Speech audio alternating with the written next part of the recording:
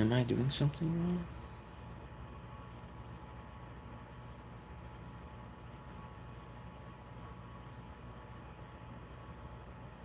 If someone's in chat and this is not working, please let me know.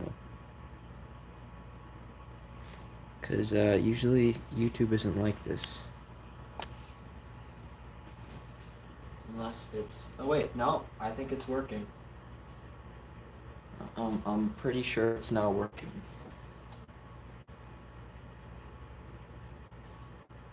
Yeah, let's go. Alright, let me just share the stream. And then, yeah.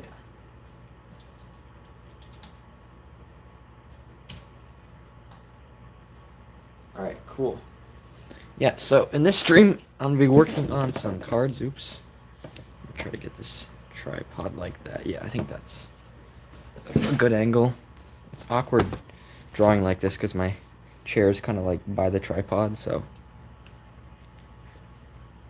But yeah, guys, live chat, okay. Boom, chat is on. So feel free to say stuff. But these are the new pieces I've been working on for the card game. Yeah, let me try to get some height on this so you guys can see it better. Yeah, so this is the new card game. These are just the arts for it. Let me get the lamp better. Okay, so the arts I have so far are this one, this one, this one, which I really like. I like this so much that I'm going to do a painting of that one. We have Dead Weight, Two-Dimensional Nightmares, and this one, which it's untitled so far. Level 1 Up says, as I'm working on some TCG artwork, I see your notification. I had to pause what I'm doing to watch, and thanks for the inspiration as usual. Dude, thank you for commenting. That was super nice. But yeah, I might have to get the anatomy book out today, guys, because we're going to be drawing some people later, so that's really difficult. So I'm glad I have that book. Let me know if anything's wrong with the stream, because I'll try to fix it. And then here are some other concept arts I'm doing later on. I already have them all outlined, so in this stream we're pretty much just going to be coloring them in some cards. By the way, guys, I got some new books. I got this book on the works of Hieronymus Bosch, which is super cool. Wait, this is live? Yeah, I know. It's been a while since I've done one. Yeah, this book's super cool. And I got one about Basquiat. I think that's how you say his name. But this guy has like super abstract art, so I got his complete works. So yeah, get the colored pencils over here. Yeah, how are you guys doing? Because 2024 just ended. I actually have a video I just filmed a few minutes ago talking about what happened in 2024 for card games that I created and the plans for 2025 for my TCGs. So that video is coming out tomorrow at 10 my time, which is exciting. Hey Ignaris TCG, welcome to the stream. Sorry the quality isn't crazy, but I think it's good enough. Well, I guess now I get the chance to ask you something. Yeah, of course. This is like a Q&A. You can ask me literally whatever you want. So, yeah. But this card right here is part of the Trapped in the Dreamland set. Well, the game's going to be called Trapped in Dreamland. And what was really fun is I wrote a bunch of lore for it today. And it's got a really good story, so I'm really excited to make cards based on the lore.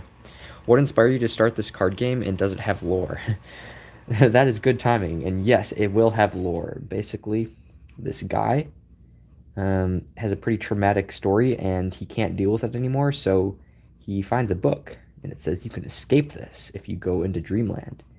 And it's kind of like Squid Game, he's given that note, and he says, why not? And he goes into Dreamland, and then he regrets it because it gets pretty harsh.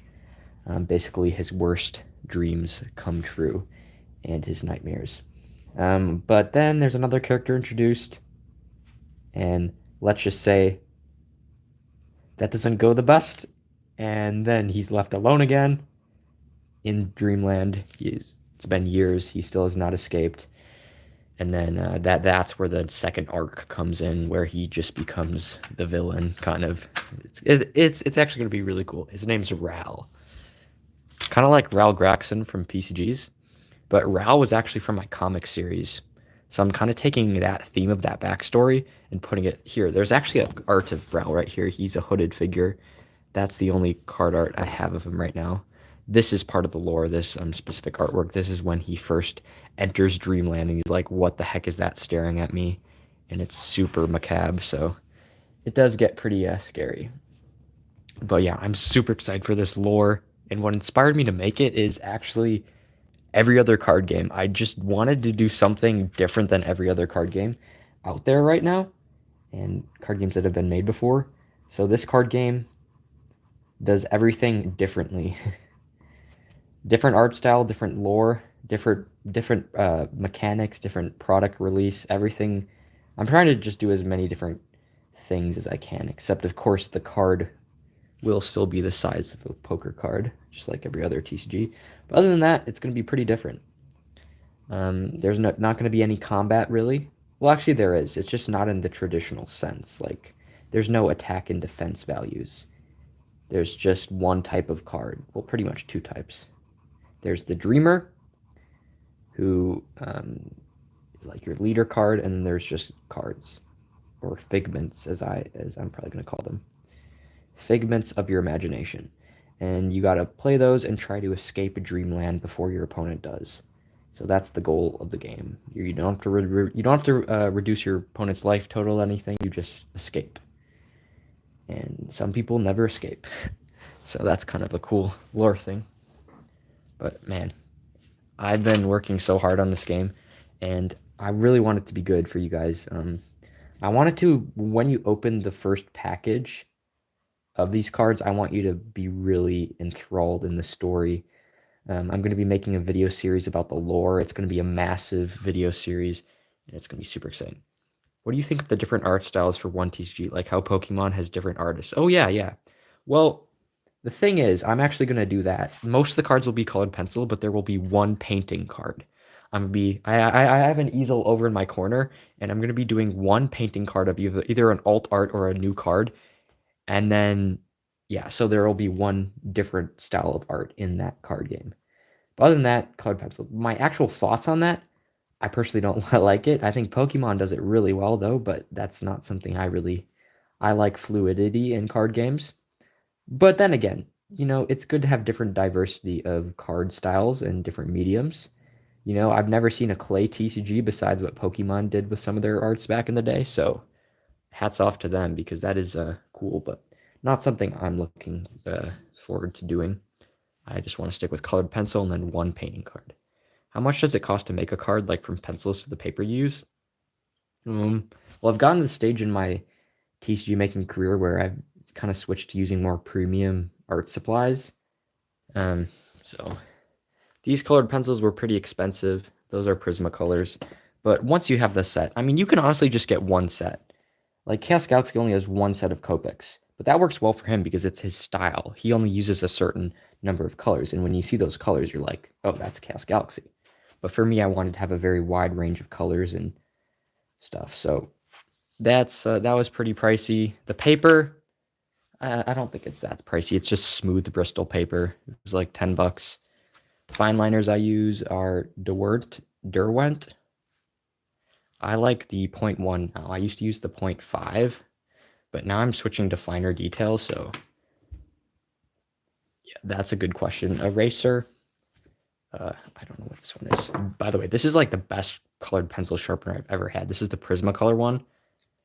I've had it for about 4 months now, and it's still really good. Highly recommend it. Drawing books, just a few of these figure drawing books. But of course, those are completely optional. You don't need those to make a TCG. You don't need half of the stuff I have to make a TCG. That's the great thing about making TCGs. You can start at any level, but once you get to like making them and you want to do it for your job, then you probably should spend a little bit more money on it. How do you deal with low motivation? Well, yeah, that's a really good question because I kind of like talking about this topic. But whenever I don't have motivation, I made a video on this on how to have constant art flow. It's basically a formula of how to never be unmotivated. But again, I still get unmotivated. But what usually pushes me is I just put on some heavy metal music.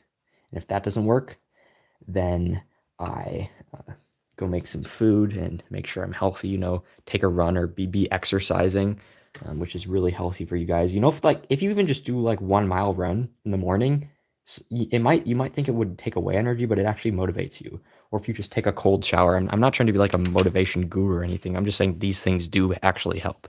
They're not like silly tricks that people tell you.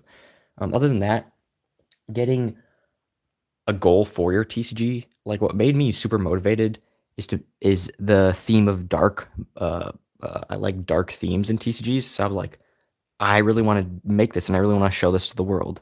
But if you just have like a theme, or if you don't have no theme, it's like, what is the direction of your card game? If you have no purpose for your TCG, what's the point of making it? The purpose of this game is for people to not only enjoy and have an experience in this TCG, but to also flesh out lore and make a TCG that is unlike any other game. So that's a really good question. I'm really glad you brought that up. But there's also a few other factors on how to stay motivated. But honestly, I'm not really that motivated for probably 1/3 of the time. Usually I'm motivated, but there's always those days when you're just not motivated card games. You're questioning why you're doing it, but you still got to make cards during that day because you still got to be getting better. You just got to get to the point where even if you're not motivated, you can still make cards. And once you keep doing that, it'll just become a habit. So like days when you don't make cards, you'll be like, why am I not making cards? And you'll just automatically do it. So make it a habit, and then it'll just automatically happen. But again, I like it's so easy to scroll your time away and watch TV and stuff. But you gotta, if you really want to like be successful in your card game, and you gotta have a goal. Because then if you have the goal, you're more motivated to make cards. So just think of a goal, why you want to make the TCG. Maybe a time frame. Like I'm trying to right now I have all the art done for a set. I'm just drawing more. I'm gonna do all the art for 2 sets now, and then I'm gonna do all the template stuff. So kind of break it up too. Do you ever picture your TCG as a digital card game? Well, that's a really good question because the point of this TCG is to look handmade. The template is still digital, but it looks handmade because I added some cool things, which I haven't shown anyone that template yet, but let's just say it looks kind of handmade. But I would not consider my game digital because it doesn't have digital art. It only has digital text for the template. Everything else is handmade pretty much. So I'd consider it hand drawn. This is super specific, but do you ever wait, sorry. This is super specific, but have you ever made a very good drawing and you ended up making that card way more OP than it's supposed to be because it looks good? Yeah, it's always really tempting when you finish a card and it looks super cool. You want to just like even if on the set plan, like this is oh crap. Sorry. Like this is the set plan for some of the cards. Like let's say this card, or let's just say a no ability card, and I made the artwork for it, but then I'm like, holy crap, this is really cool. I usually sometimes allow myself to sway the plan a little bit, and if it's really cool, then I do make it a little bit more powerful. The cards I don't like, sometimes I downgrade them to kind of go against that. So yeah, that's a good question. I just drew 80 artworks in 2 days for my first TCG. Also, your hand-drawn art looks nice. Dude, 80 cards. That's 40 in 1 day. That is honestly insane. Like each of these takes me about 30 minutes. Probably more since I'm on stream. But you must have like your style down because that's insane. I've never heard of that. Hats off to you, dude, because that is a feat that not many people can do. But that just shows how passionate you are about your game. So that's very, very respectable right there. I even if I had all day to make 40 cards, I don't think I could. I think if I actually had all day to lock in, I could probably make about 25 artworks if I really pushed it. But like over Christmas break, I had quite a bit of time, and the most artworks I made in a day was 13. So that was just a lot, though. Like a lot. Yes, they are fairly simple, like Pokemon art. Yes, I've been drawing for over 30 years. Okay, yeah, then you definitely have your style down. Dude, that is impressive. Have you ever put two characters from two different cards into one? Yeah. Here, let me get my art binder with all my art. I actually literally just did that. So I took two of my characters from Epic Underworlds and put them into like an action art. All right, this is the vault of literally all the set art. So whenever I'm creating a set, I just pick and choose which artworks I need for it. That's kind of my thing. I don't make art for a set. I just make art, and then when I'm making a set, I hand pick the ones that go with it. Like this one. There's Ico Man and Tasmi. Ico Man's about to launch that guy, so yeah. That is one example of an art where I put two characters from my game. So it actually happens quite a bit. But I also was watching Chaos Galaxy's video today, and I thought it was so cool how he had 3 different arts for one card. Like usually when with all alt arts in one set or starter deck, you only have like maybe one extra alternate. He did 3. And that's super inspiring because now I want to do like alt arts in my card game. Like imagine this card but as a painting. So there will be a painting card in each set, hopefully. But,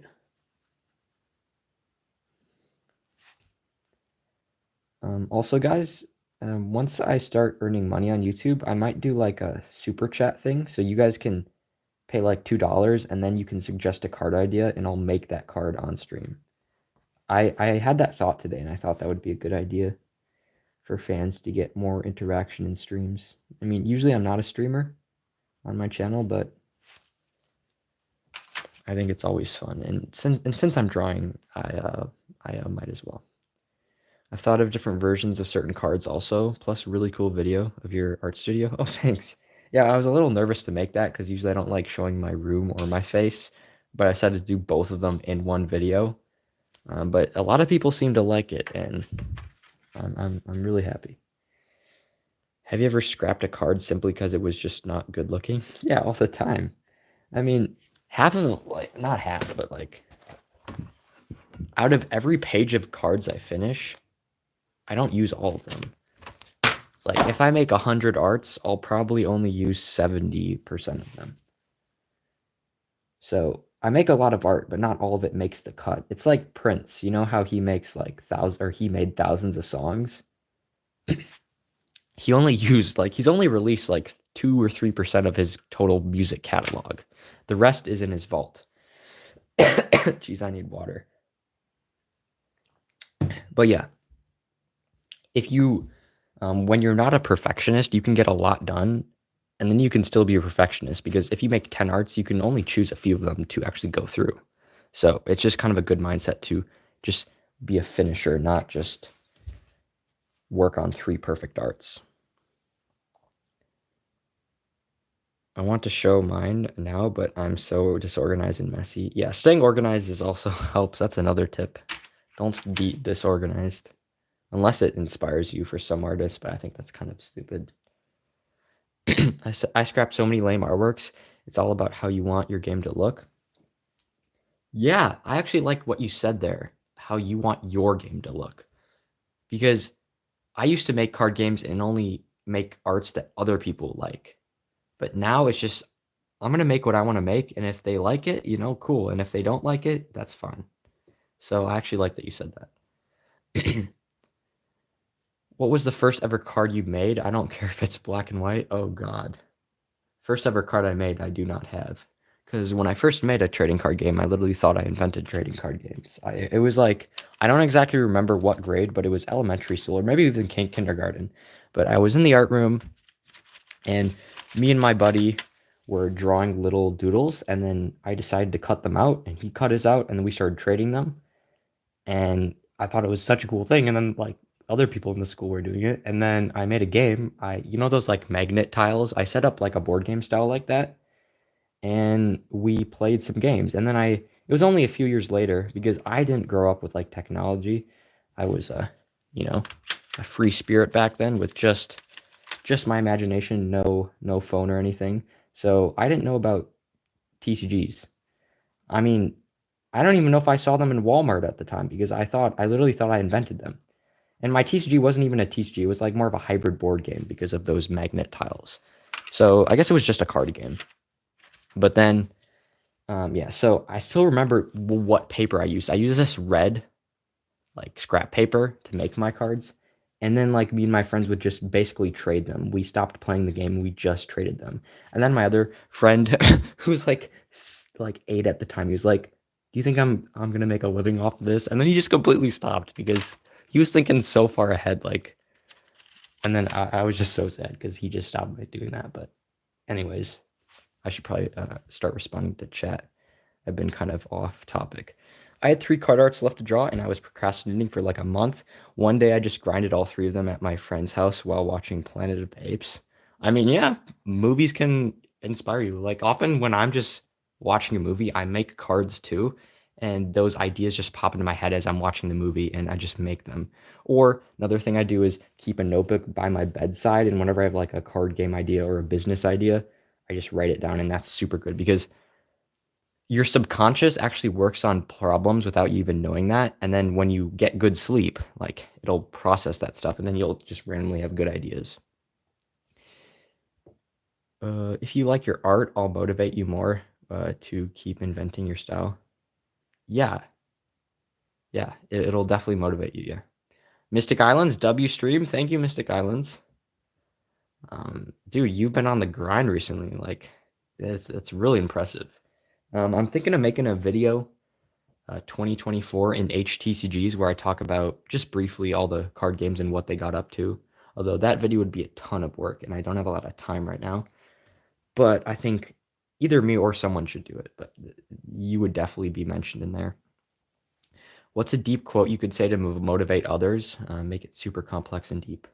Well, that actually ties into something else I'm going to do. For some of the cards, I'm going to actually have motivational quotes on some of the cards or just good deep quotes on some of the artworks to make the opening of the game more of an experience. Because I know, like each card, I want to think out. Like I make the art unique, I make the name unique, I make the ability tie into the card, and that's all the stuff you got to really think about. Because if you just overlook that and just don't really care about what the art means to your lore or story, you just have a pile of cards. You don't have like a message or anything.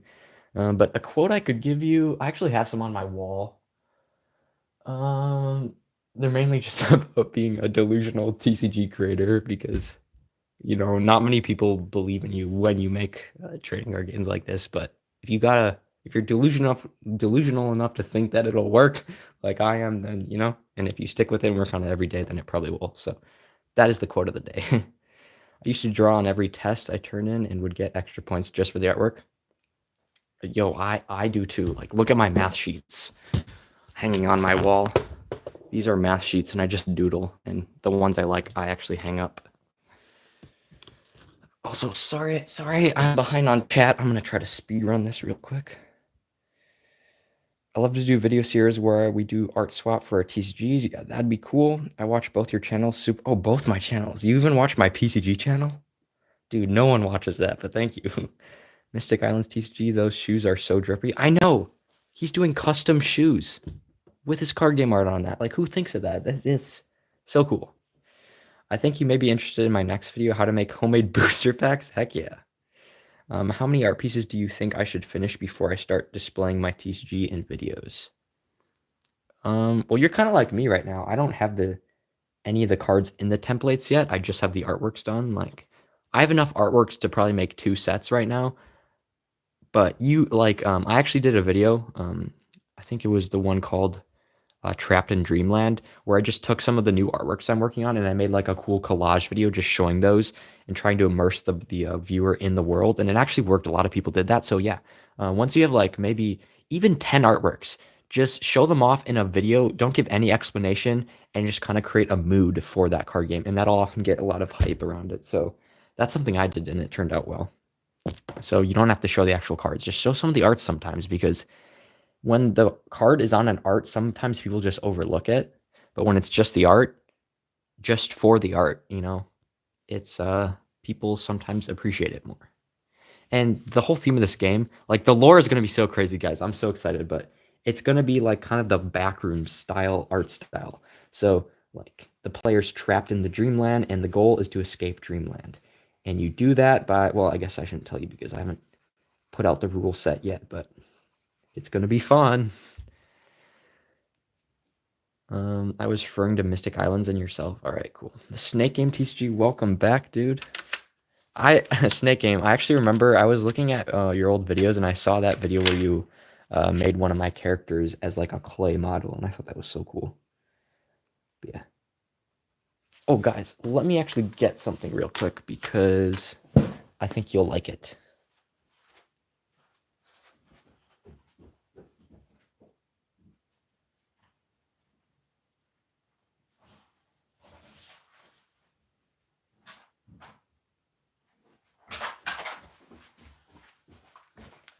Alright, so right here is everything I did in 2024 for TCGs. I pretty much finished Epic Underworlds, which is like my only digital TCG I really got into. There was also Underworlds TCG. There was another digital game, Underworlds 1.0, Underworlds 2.0, but those only had like 50 cards in it, so I didn't really count those. Then we had Perpetual Cosmos 1.0, which ended up with about 90 cards. This was a 90 card set. Then there was Perpetual Cosmos 2.0 and 3.0. So these are all like the main cards. And I wasn't even doing TCGs the whole year. I was doing PCGs for a big chunk of it, but then I got inspired again. So like if I just write out the whole of 2025 making cards, honestly, I could probably release 5 sets of like 100 card sets. But that's not actually how I'm gonna be releasing the game. It's gonna be really different than literally every other card game, how it's gonna be released. So yeah, it's gonna be exciting. Do you ever imagine the voice of the characters while you draw? Huh. I guess I've never really thought about that. No, but maybe I should. I definitely kind of imagine it when I write out the lore, like in my notebook. But for the lore, okay, so after the first set's released, I'm gonna make. So the first set's just an introduction to the game. You know, it just throws out a bunch of art at you, gives some cool quotes, and then the second set is gonna be lore based. So I'm gonna draw it or write down a timeline and then make cards based on each moment in the timeline. So it'll be like a lore set, and it won't be a booster pack. Okay, that's all I'm gonna say. Let's just say each product's going to be standalone, so you don't have to buy everything. But if you want to collect it all, you can. But each product will allow you to play the game. That's all I'm going to say. Okay. But yeah, how many cards can you make a month if you went on a grind? Well, I am on the grind, so I can tell you exactly how many cards. In 1 month, I made 112 artworks. But that was over Christmas break when I had a lot more time, so that's a reason for it. But each page has about anywhere from 9 to 6, 9, 10, yeah, 12 artworks. And but those aren't cards; those are just card arts. The actual template takes a little bit longer. So being realistic, I could probably do like a 90 card set in a month. But of course, the artwork takes the most time. So once I get that done, then yeah.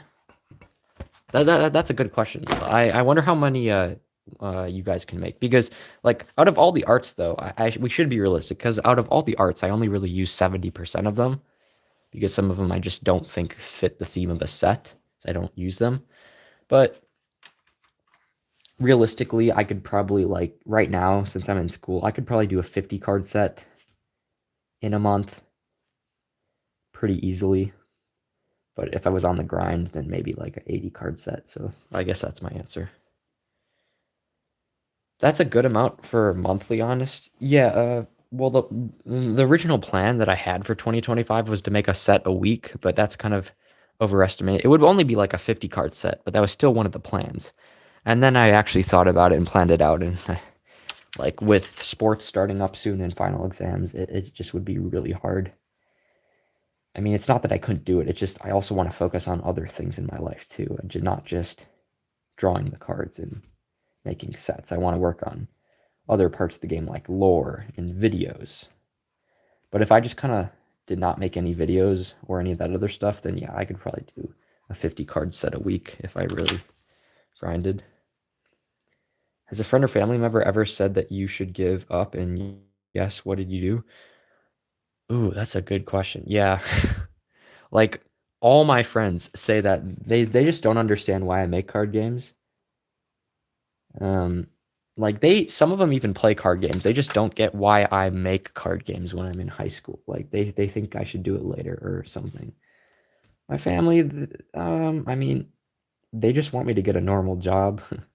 So I can't say that they don't support my card game because they definitely like my art and stuff, but they just don't really understand like because they always think I should do all this stuff, but I just want to make the card game. So I'd still say they're pretty supportive though because they actually let me make the cards. It's not like they're not letting me, so that's something. But friend wise, I mean, to be honest, like I know this is kind of personal, but like I don't actually stay in touch with them as much as I used to, mainly because of TCGs. Like TCGs have kind of taken over a lot of my time, and same with sports and school. So, I don't always have all that time to like hang out with them and go to parties and stuff.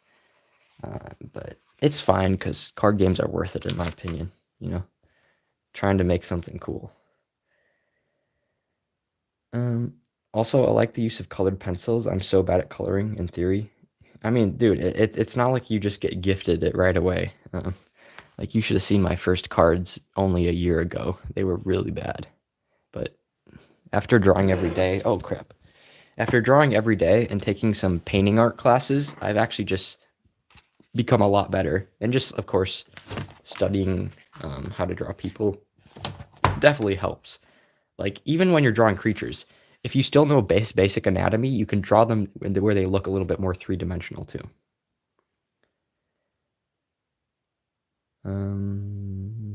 It's all about practice, yeah. Hey, Bonkinator. I want to make card games forever. Dude, I know the feeling. Thanks for the feedback. I have probably 14 artworks so far, and I'm gonna make a channel and post a video with them later today. Yeah. Also, so something I actually had a good idea for is to get you guys excited about the game. I was thinking about making dropping an 18 card pack or maybe even a 10 card pack of just like no ability cards, but they would be a collector's limited edition thing. So you could only get them for like a week, and then they're just completely gone. So maybe like the value would go up if I ever pop off. So that'd be something. And also just it's a 10 card set that tells the original basic entry story of the game. So it's based the first 10 cards are the first lore bit of the game. So that's exciting. Making TCGs is a hobby. I literally can't stop. I'm addicted. Well, then it's a lifestyle, Mystic Island. It's no longer a hobby. It's my dream to be famous TCG creator. I actually don't really want to become famous. I just want my card game to be famous because I see all these celebrities and I just don't really want to be like them. I like my fans. I just kind of want to be like left alone when I'm out in public. Um, like I can't imagine being swarmed by paparazzi like all those famous celebrities do or going to all those parties. So yeah, I want my card game to get famous, and that was even why I was scared to do a face reveal. Like I don't want people to like recognize me in public and start talking to me about like that. Like I just want to live my normal life, but I want my card game to be like I kind of want it to pop off. What did I miss, Epic? Not much. I once started one of my card games, and from that day, I decided to make a picture of my cards and digitalize them. Nice. Limited edition cards? Heck yeah. Wait, tell me when you put out your TCG. I want. Oh, don't worry. I'll make a big hype up video about it. Like I won't just drop it and say nothing, because if I work hard on something, I'm gonna hype it up. It's like Chromacopia. Like the best advice Tyler gave was him saying, like, if you work hard on something and you put all this, you have the right to hype it up. You have the right to do everything you can to make sure other people know about it. Because if you don't, then your creation will just be overlooked and no one will really pay attention to it. So yeah, be humble, but also hype up something that you work hard on because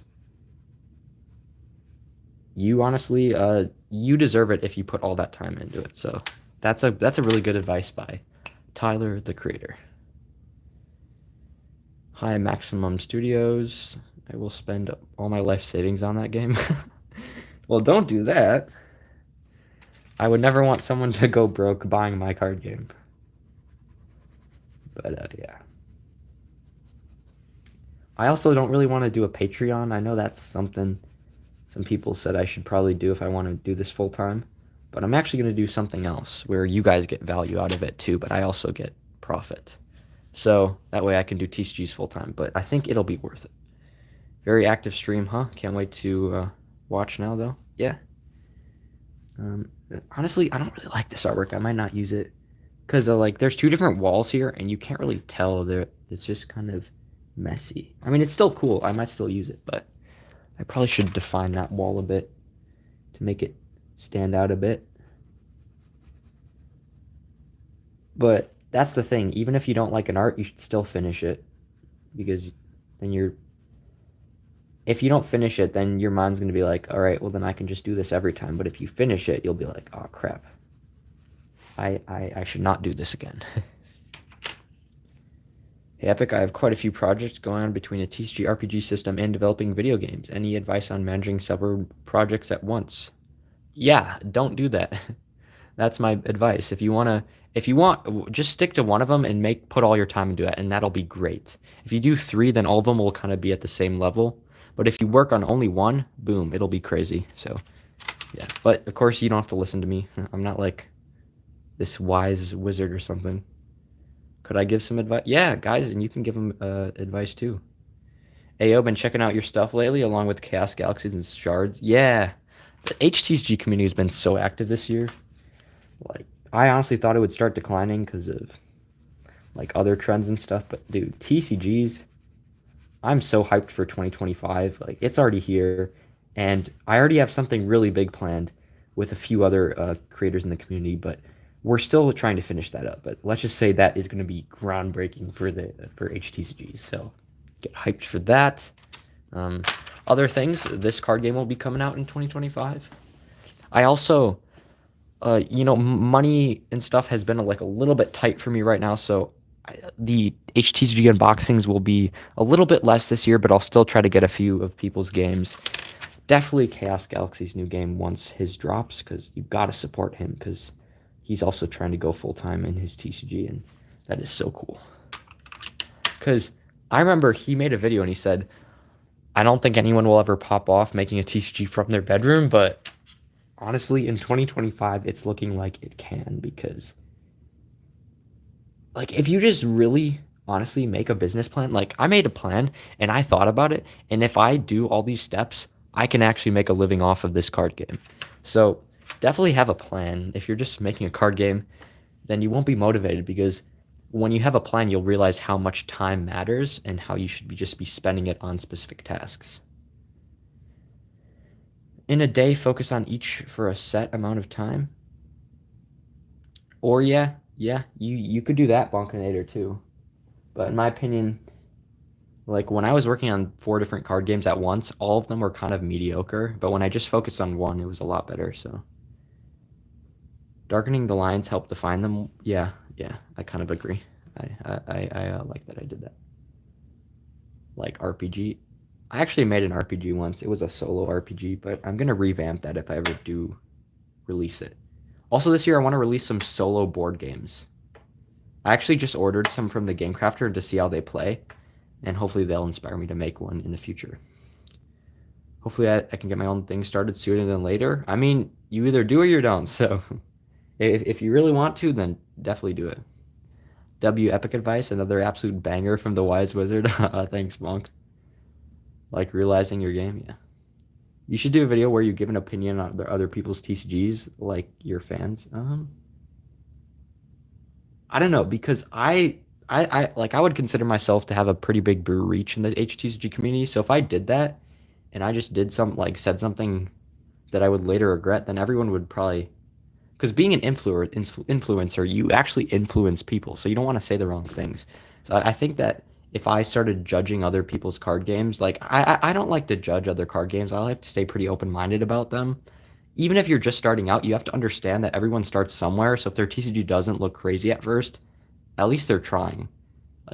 Like I was pretty lucky because when I was making my HTCG when I first started when I was really young, I didn't have too many hate comments and everyone was really supportive, so that definitely helps. So you got to be really careful around like people that are just starting off their TCG because they're taking a really big risk. They're like doing something they've never done. They're being in new waters. So I really suggest that you guys be really welcoming to all of those new creators because it can be super scary when you're first starting out. I mean, I know I wasn't really too scared when I started out. I was just super excited because I was a little kid, just wanted to make cards and be like Rune TCG, who was my idol at the time. But yeah, so I don't even remember what that question was, but yeah. I just started watching everyone's content. I bust Pokemon on YouTube and would definitely crack some HTCG packs. Dude, that'd be awesome. You won't be able to crack packs for my game though because they won't have booster packs. Except after like a few sets are released, then I might make a booster pack. But I don't like the idea of gambling to get cards. I just want people to actually collect what cards they want. So that's kind of the product release style I'm gonna go for. I ordered Mystic Islands butter cold. I think you mean bitter cold, but yeah, that's an awesome set. You should definitely go check that out. Dude, Mystic Islands, I love your new packaging. Like the off-white borders. Oh, that is like perfect. Because everyone does like a black border, but you tried white and it looks so good, especially for like bitter cold. So yeah. What HTCG creator? Oh my goodness. What HTCG creator inspired you the most growing up? Mine was the Yellow Duck and Chaos Galaxy. Yes, you grew up watching like the older generation, except Chaos Galaxy. He's still like an older TCG creator, but he's current. Like he still keeps up to date. Yellow Duck I've never heard of because they probably fell off or something. But I grew up watching, well, yeah, Chaos Galaxy of course, but mainly Rune TCG. And I have the craziest story. So Rune TCG is a creator. He makes like even if you not don't have the great craziest art, still make content because you can inspire people who have like that similar art style to go for it. So during the time, I wasn't great at art, and like I'm not trying to diss Rune TCG. I'm just saying he doesn't have the most immaculate art pieces. His was pretty simple, and that motivated me so much because if he could do it, then maybe I should try making a TCG. You don't have to be Magic the Gathering level art. There's other people like you. So that he probably motivated me the most, but also Kingdoms TCG. Dude, that is the most underrated TCG channel ever. Like growing up, I would watch his vlog videos of actual people. Oh my goodness, sorry, I'm having trouble talking. Of actual people playing his card game, and that inspired me a lot to make TCG club at my school. I actually just started that club, and we play card games. So yeah, Kingdoms TCG, Chaos Galaxy, and Rune TCG. There's probably like one or two others, but I wasn't a big fan of Mystic Islands during the time because it didn't even exist. So I can't really say you were an inspiration, but you are now. So thank you so much for making your channel. But yeah, sadly you were not around during the time when I first started. Any tips or advice on should I start with an actual comic, lore, etc., or just introduce via the TCG? Ooh, that's a good question. I think you should have fun making the art first and just release a set and then worry about the lore.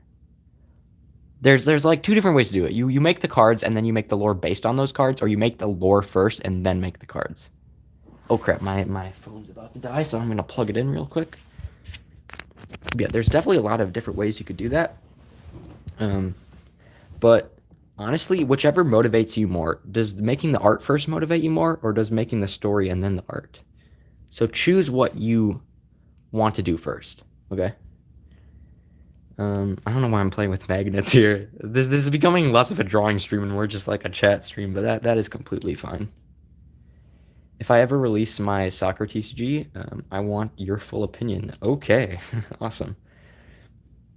Do you have a rule book? Yeah, I have a rule book on a Google Doc, but of course I'm not going to release the game yet because it's still in production. But yeah, I do have the rules planned out. I like how most bigger HTCGs do have their own personality and unique designs. Yeah, like, and that's for a reason. Only big TCGs are the ones that are actually popular because they're unique. Chaos Galaxy, he's built his own style that is, like when you see one of those cards, you immediately think Chaos Galaxy. To be able to have that will just make you way more successful. That's why you got to develop a style. Don't copy other people's styles. Really just strip everything away and just start drawing.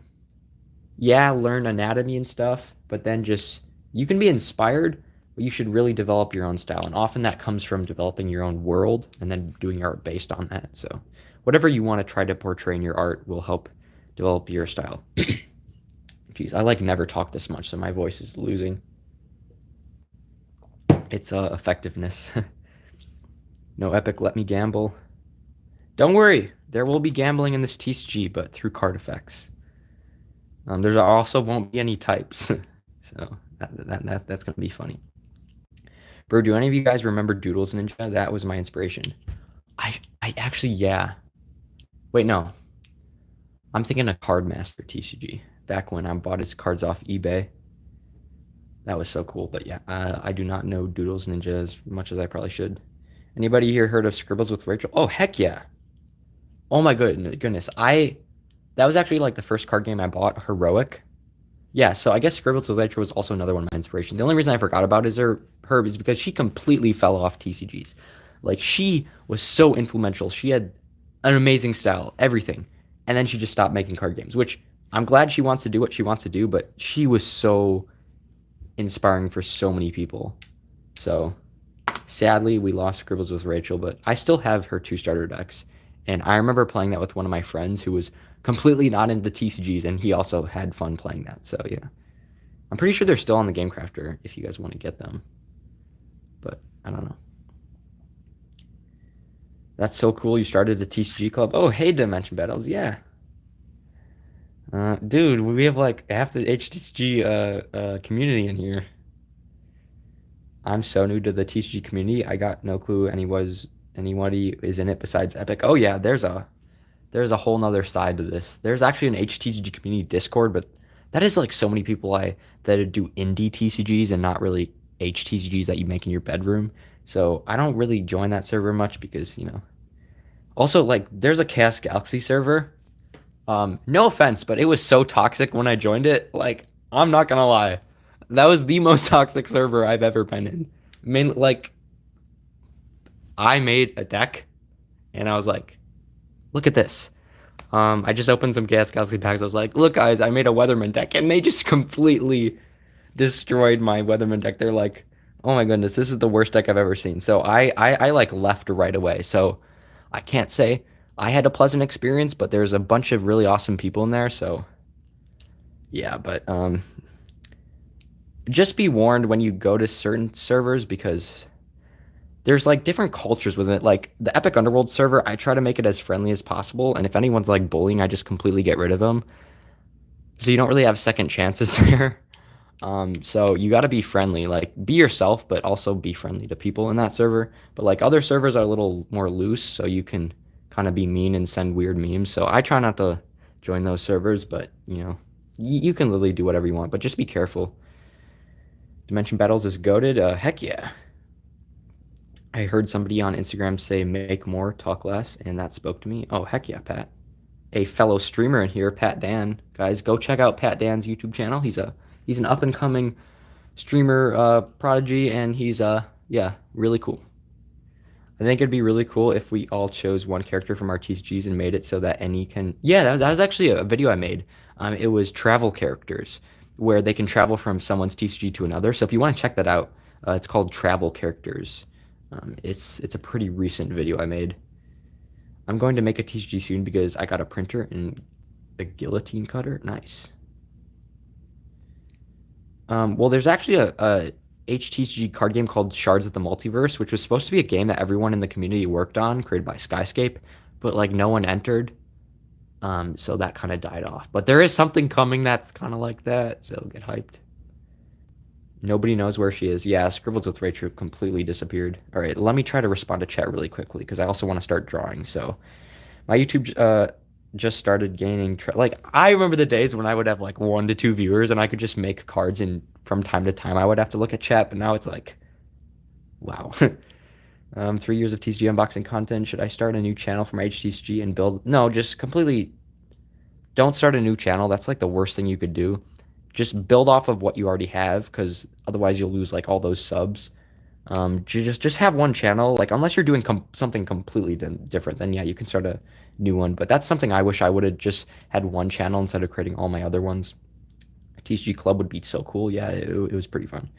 You could say a book could be written already. Might as well start drawing and designing more characters and take it from there. Yeah. Skylands TCG, I love his videos. Yeah, Miss Skylands has some absolute bangers out there. Thanks, guys. I'm subbed to Pat Dan. Yeah, good job, guys. Go sub to Pat Dan. That other HTC server totally destroyed one of my old cards. Yeah, that's the thing. Like those servers that don't have easygoing admins that just kind of let a lot fly. Those can be dangerous to join when you're first starting, especially if you're like a kid. You can just lose all motivation if someone says something like that. So that's why I created the Epic Underworlds community. I just wanted to be friendly for like anyone. Like if you're young and you're making a card game, people will give you nice feedback there. Like they'll still be critical and stuff if you want them to be, but it's not like anyone's going to be mean and like otherwise they're going to get banned, which we've had to ban a few people. Thank you for the advice. Honestly, it's been racking my brain. Yeah, guys, get a TCG journal and like write everything down. This is the one I use. It's filled with a bunch of TCG rants, so I'm not going to show that, but sometimes I just rant my thoughts to write them down. This was the original plan for my card game Strange Times, but now it's called Trapped in the Dreamland, so it's going to be different. You think you have multiple channels inhibited your growth? Yeah, like if I only would have had a Epic Worlds PCG go on to Epic Underworlds, I think my sub count would have been way better because they're both kind of similar, like PCGs and TCGs. They go well hand in hand. One's about story, one's about mechanics and card games, but they kind of share similarities. So I wished I would have just had one channel because I think that would have built up my brand just a little bit more. Thanks for the shout out. Yeah, of course. You've been on that Joker arc, Pat Dan, so you deserve it. Also, I dropped a diss on you yesterday, so I think this is fair payback. Your art is better than mine, so I don't know what they're on about, Mystic Islands. Wait, what are they saying? Oh, well, I mean, it was probably when he was first starting out. But yeah. You guys, I'm still struggling to figure out whether use stats numbers such as attack, defense, health in the thousands of keep. Well, what I say is why not try something different? My card game doesn't use any stats. The only stat it uses is cost. Everything else is different. I'd say keep them small. Yeah, like I wouldn't do Yu-Gi-Oh stats because like thousands and 10,000s can be complicated. So just go like ones, twos, threes if you are going to do stats. But then again, you could do whatever you want. That diss was crazy. Yeah, that was not ChatGPT. Like you're like, oh, that's so ChatGPT. I was like, no, that was back from my like dissing days, back when I did diss the PCG podcast. That was like so much unneeded drama in the PCG community. Like I don't like drama, but that was fun. Like making funny diss tracks until people actually started making diss tracks that were kind of mean. So then we stopped it, and then they got mad, and that was such like stupid drama, but it definitely brought the community up for so many days, and then it just died when like I left because I wanted to focus on card games. I probably should not have said goodbye because I was like goodbye, and then I just left, and that didn't go well because they thought I like died or something. So I got to be careful with what I say. Like, and like a few weeks ago when I took down all my videos because I was gonna remake them, I probably should have told people I was gonna do that because they were freaking out. So yeah, I'm sorry guys. I don't mean to start like drama. Anyways, what are people saying?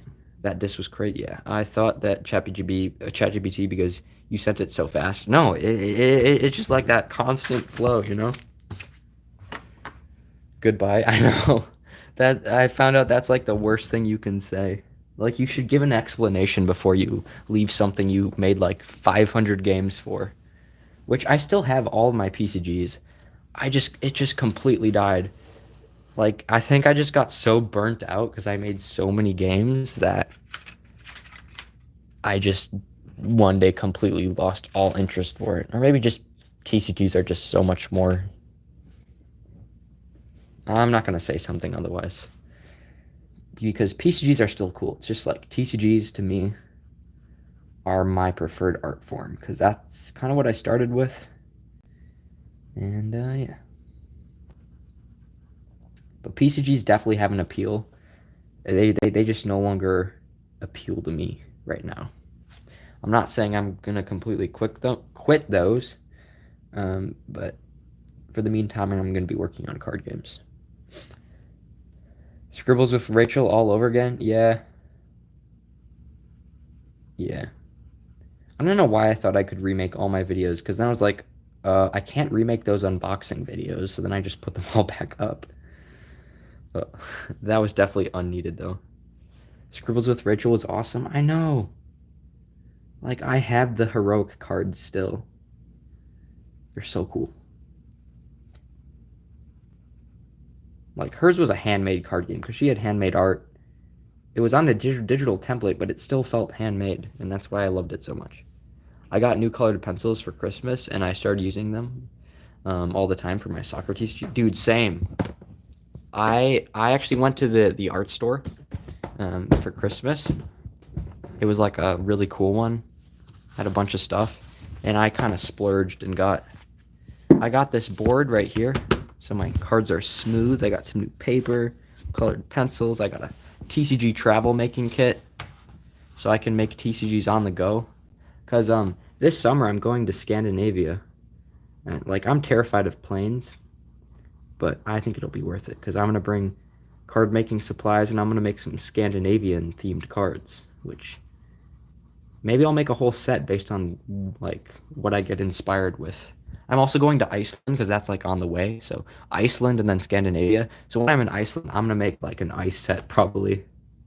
But I'm only there 2 days, so I won't have all the time. But I'll try to take as many pictures and sketches as I can, and then when I get back, I'll just try to crank out a set. But that's not till summer, so the only reason like normally my family doesn't go on these crazy trips, but it's my senior year, so they thought that we should do something special because then I'm gonna go off to college and make TCGs. So I'm kind of saying goodbye, so we might as well go on a cool trip. Maybe I like film a series of TCGs in Scandinavia. I feel like that'd be a fun thing. Can you please show and talk a bit those artist cards you got? Oh yeah. Let me go get them.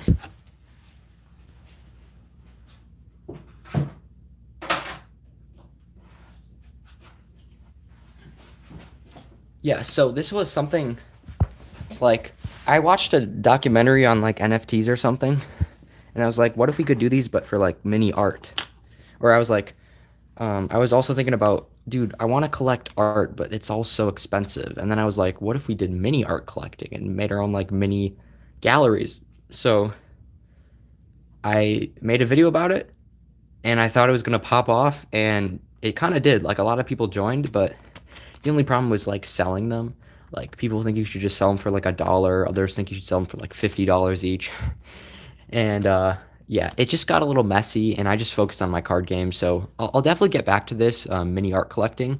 But I was also thinking about selling some of my original pieces for the card game once it's out.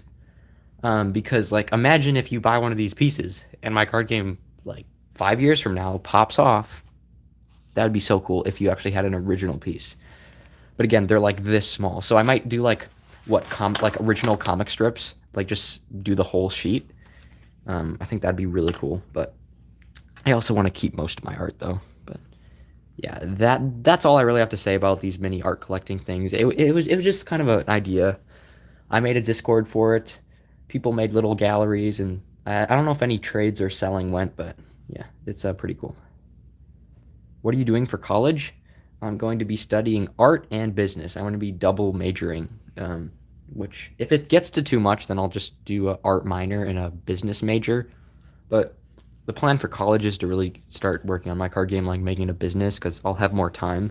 Believe it or not, I'll have more time in college because I heard you get a lot of free time. So I've been just planning and plotting my next moves. So I definitely have a rough skeleton of a plan, but I'm not in college yet, so of course I haven't experienced everything.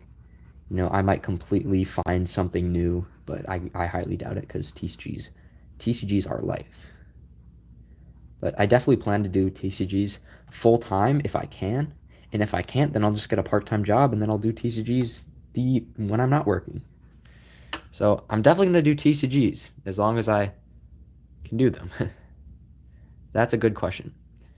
I just made a channel 0.Zenith for my TCG. We'll upload artwork later on it today. Wait, let me write that down so I can go check out your channel later. Because I'm on a mobile stream, so I can't exactly PC click on it. Yeah, guys, go sub to 0.Zenith. That's a cool name. My only recommendation would maybe be like a little easier, or maybe add TCG in it. But that's like basic criticism. You don't have to do that. Like my channel's name Epic Underworlds. It used to be Epic Wars TCG, but I took out the TCG because it just became a channel for just all art and inspiration videos. So, yeah, it's up to you. Have you ever experimented with tarot-sized cards? They seem to be great for art showcasing. Funny you mentioned that. I was actually designing a tarot solo dungeon crawler game the other day. I actually have the rough outline of it, but I don't really want to show it because I threw it in the game drawer. The game drawer is just filled with a bunch of different bad game designs or ones that just are not yet ready to make. So I threw it in the dud drawer. But maybe like one day I'll pull it out and work on it. But yeah, tarot cards, like I've seen them used in other board games and they just seem really nice. But then again, like I did want to do something different for my card game, but I wanted to keep the same size poker card, mainly because all my sleeves and stuff. But Mystic Islands, if you want to do tarot cards, I think that'd be unique and cool. But night. My parents were just saying good night. Looking forward to those Nordic pics. Heck yeah. I'll definitely make, like, I'll at least post some pictures on Discord, but I usually, when I'm on trips, I don't like to film or anything because I think that you should live in the moment. But honestly, I'm thinking of making like a video or something about it, like a vlog. TCG making in Scandinavia. Like, didn't Zach do like a video about him making TCGs in Mexico or something? Because set 5 for Chaos Galaxy was so cool because that was like a Mexican style themed set, and I thought that was so cool. So I'm definitely gonna make some styled cards.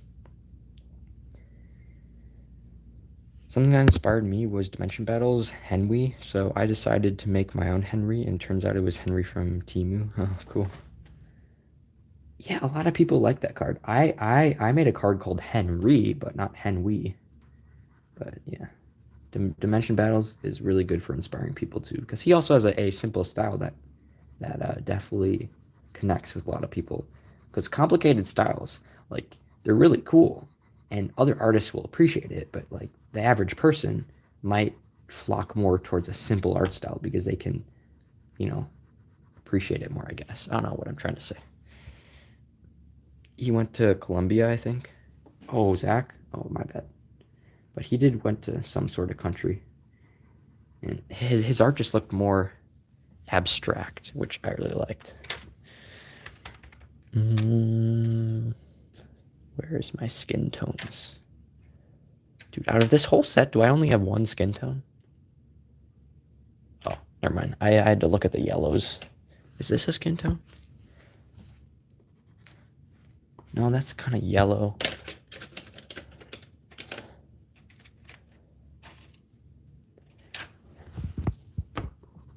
Alright, perfect. How are you feeling about Zach's new TCG? Okay, I actually have a lot to say about this. Chaos Galaxy, amazing. Lore, amazing. Gameplay, not my favorite. Because it was just so ingrained that Chaos Galaxy was a competitive HTCG. Like, there's no casual players. Like, I never see, like, a Chaos Galaxy battle video that's in person. Like, it's all on tap. But for his new game, I love it so much because, like, I think he's purposely doing this where he's, like, implementing mainly gambling effects to get away that competitive community, because he just wants people to have fun in playing the game. That's literally what he said, and I think that's so good because like competitive TCGs have their place and all, but I think going back to the roots and just making a card game where people just have fun playing it and don't have to worry about big strategies or everything. They can just build a deck with some fun gamble cards and just have a fun time. And yeah, so I think that's great. His art style, really good, because it's still like that Chaos Galaxy art style, which everyone loves. It's even a little bit simpler too. And so I'm glad he stuck with his style. The game itself, I think it'd be a lot easier to play than maybe Chaos Galaxy. And it just looks fun. So I'll definitely be getting the starter decks when I can, and maybe doing a few battle videos. Because the only HTC that I really played in person a lot, like at least 20 games worth, is Wrath of Kors 2. And that was because it was so gamble. Like the combat was literally gamble. And I thought that was so much fun. And it's just generally a good game. It's balanced. No, it's unbalanced. But when every card's unbalanced, it's balanced. So it's fun. Like the combos in that game is crazy. He says that there's where he's got his Kazank line inspiration and stuff. Yeah. Hey, the Crud, welcome. Yeah, Crud. Didn't you do that horse art for Epic Underworlds? Like set 3, I had so many collabs in that game. I think I'm definitely gonna release one final product for Epic Underworld since everything's down currently. But since I worked so much on that game, I don't want to just completely forget about it. So I'm gonna make one little product for it. It's just gonna be like a 4-player, no, like just a collection of 4 starter decks. So then people can still play the game if they really want to play Epic Underworlds. It's not one of my favorite games I've designed, but I designed so many sets for it and had so much fun with the community doing it that I don't just want to not let people like play it. So I'm definitely going to release a product or something for it in the future.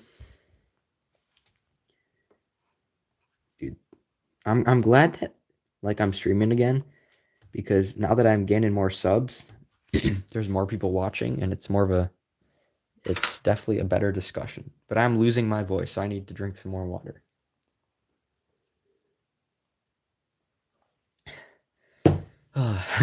I swear I've never talked this much ever, except for live streams. Yeah. All right. Let's keep drawing. Did Dimension Battles leave? Yeah, he probably did, but that's fine. It's not like you have to be in the stream. You can be here if you want. And it's probably getting late, so people are probably gonna have to go to bed soon.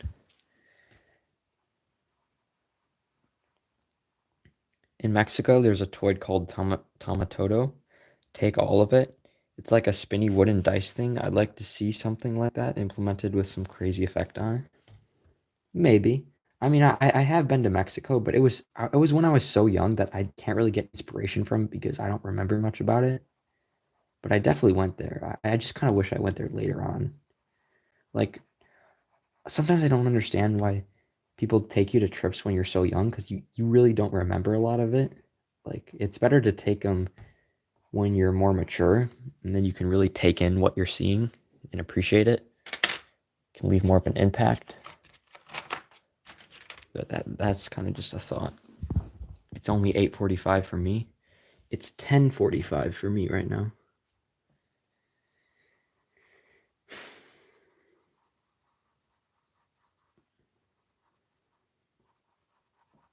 It's crazy because like normally Chaos Galaxy only comments on like maybe one of my videos a month, but bro's been commenting on my videos. Like he's watching the videos, which is awesome.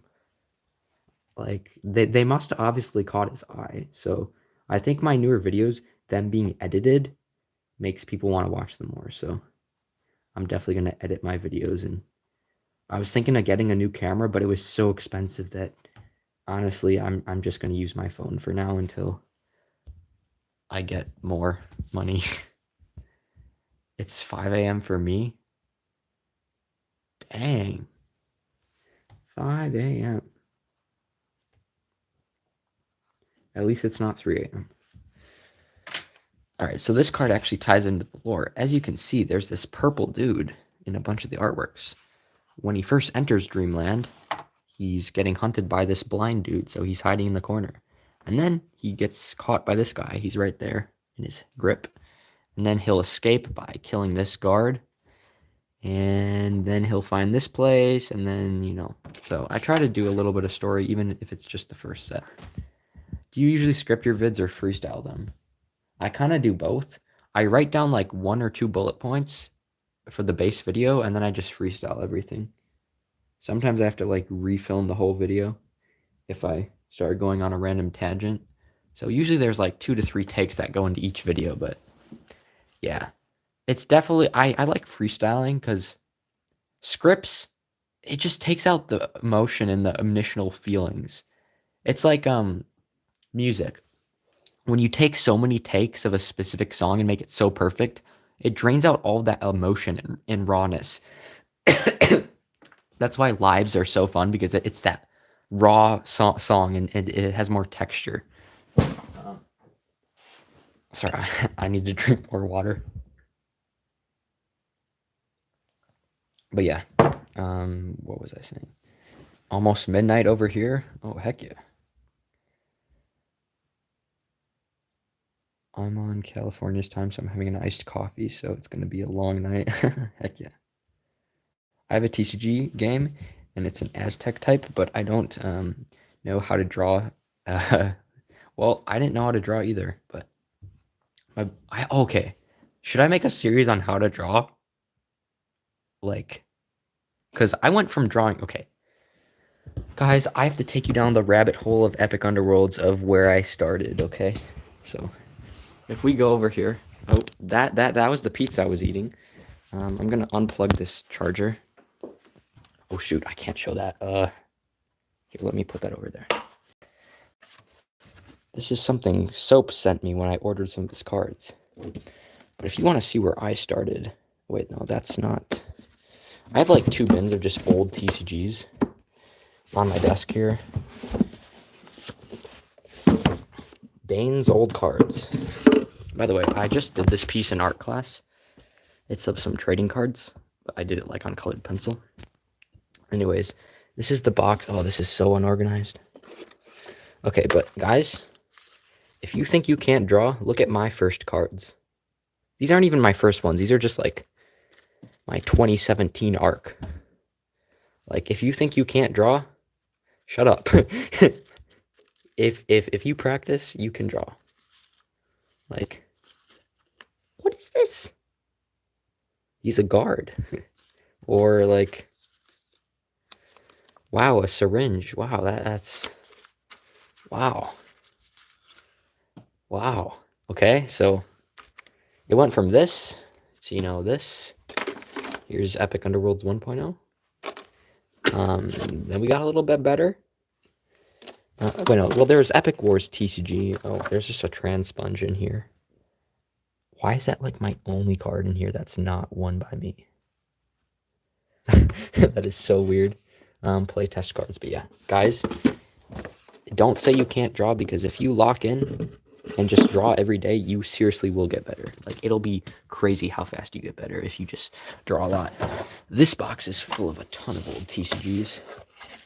Like, these are playtest games. Well, most of these are playtest cards I made, but Epic Wars TCG's in here. So yeah, a lot of games.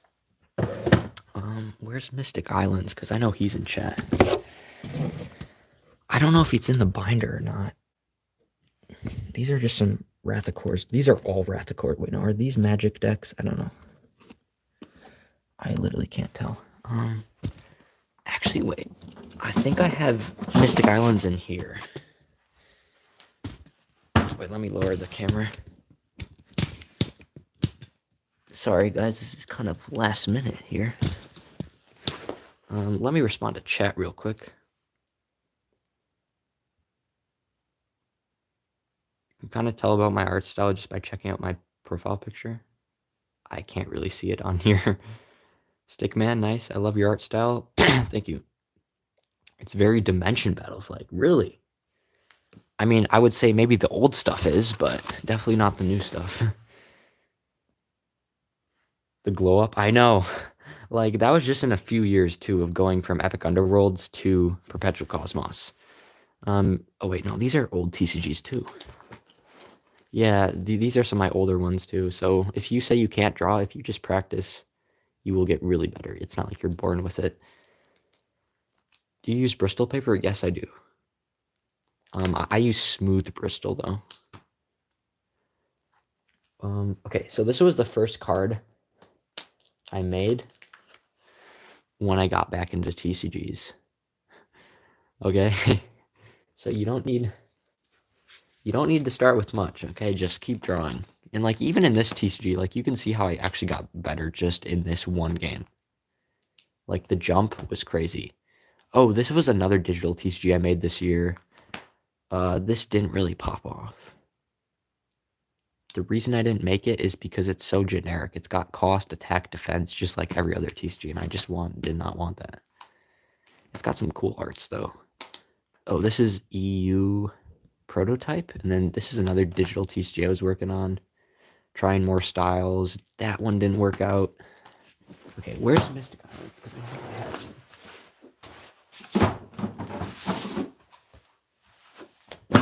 Wait, no, that's Wrathcourse.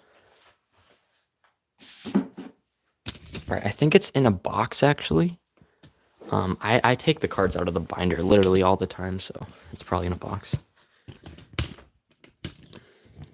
Let me set this up.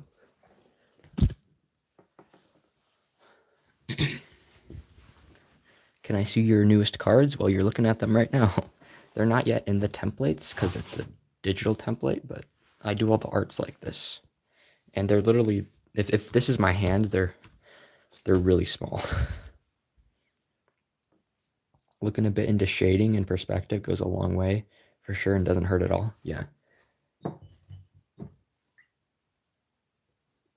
But yeah, I might actually make a video series on how to draw for your TCGs. Because I learned quite a bit over the years. Thanks for the tips again, bro. Looking forward to your uploads. Thank you.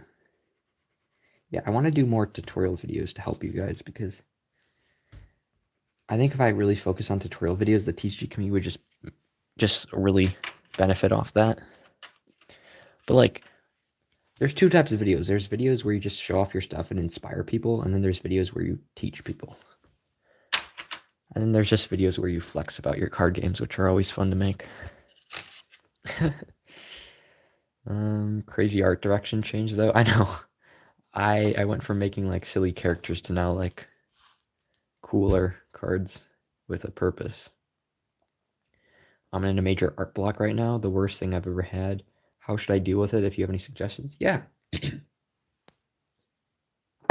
First thing, maybe watch my video on how to stay in constant art flow because that can honestly help with art block. I never get art block because I usually don't really get that inspired. I just kind of draw. I just doodle in school and turn those doodles into cards, or just even drawing shapes and sketching and then turning it into something over time. Just start drawing, or something I've been doing is getting art books like of famous painters like Hieronymus Bosch, and I look at these, or you can just look online. Just look online on some cool art styles, and just I think it's really cool what he's done. So I get inspired like that. Listen to heavy metal has inspired me a lot recently, or just any music you want. Guys, I'll be right back. I really need to get some more water because I'm losing my voice. So I'll be back shortly.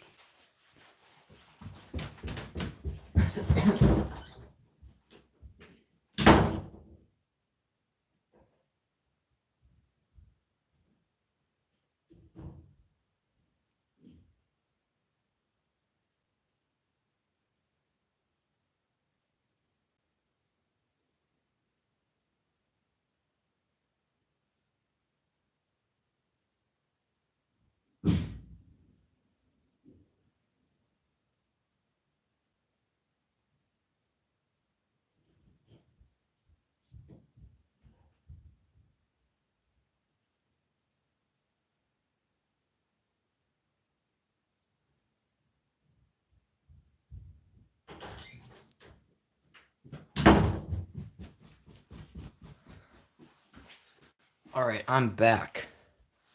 Dude, how did I like go away and our viewer count did not dip, but it also went up? Is that just insane how I can do nothing and the viewers can go up? All right, anyways. Um my TCG is handmade everything, and when I release it, I made because I'm actually working on a card game that's completely like, look at this. Perpetual Cosmos. Completely handmade. Every card. And people really liked it. So yeah, that can be a major selling point actually. So don't just think you have to be digital to sell copies. I actually prefer handmade art in TCGs, and even like templates and stuff compared to digital. Although some people pull off digital really well, like Mystic Islands does. Because, dude, Mystic Islands art, it doesn't look digital. For some reason, some of the artists he has, it make it look like it's hand drawn. It's hard to explain. How your game plays? I'm not gonna tell you guys that yet, but it's very unique. Dude, what is happening with my voice? All right. Yeah, it's more of a perfectionist thing for me. Yeah. We all learn over many moons. Yep. It's just a soccer game where if you dampen the tip just a tiny bit, the colors will almost come to life. Maybe you can try it on a separate way. If you dampen the tip in water. Wait, really? Um, like with colored pencils or something else? You can check out the cool artists or watch my favorite anime. I guess we'll try what he said.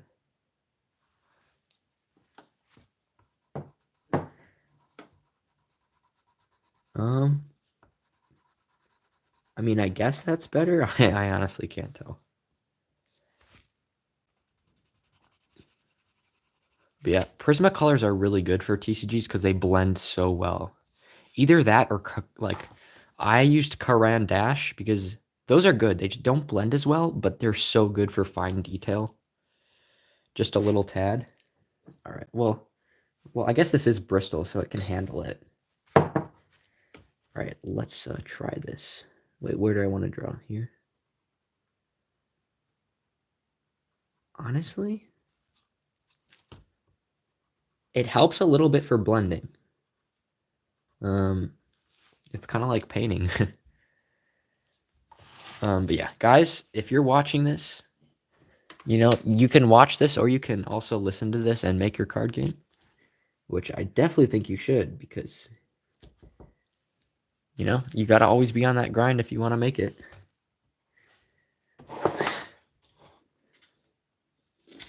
Okay, let me adjust this light a bit. But yeah. Oh, I missed the head a bit. That's slightly off. I'm almost done with my card and then I can go to sleep. Cool. Hey, Palma J. Or how do you say your name? Is it Palmia or Palma? Because I don't know. It does. Find the correct balance and it goes crazy with it.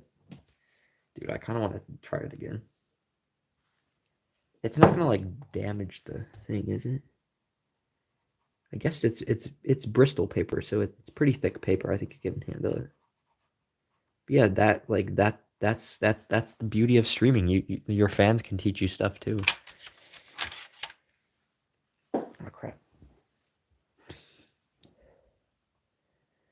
Digital is different for me because I do draw by hand on a drawing tablet. Yeah, that's what I did for Epic Underworlds. I drew on paper and then I just took a picture and colored it on Photoshop. So yeah, it's good to have a hand drawn aspect of it too. Because if art's too perfect, I don't appreciate it. Like magic art, I don't really appreciate it because it's so perfect. There's no expression in it or style, or their style. I just don't like it. I'm working my anime lol. Just thought I'd check in. Awesome. Currently making a video while listening to the stream. Ooh, I'm excited. Yeah, Ignaris, dude, you came literally out of nowhere and you already have a crazy art style and a crazy looking game. So I don't know your story for HTCGs or TCGs in general, but not many people can just come out of nowhere after like like people actually saw me progress, but you just automatically came in the community with a really good looking game. So I'm curious to see how that like started.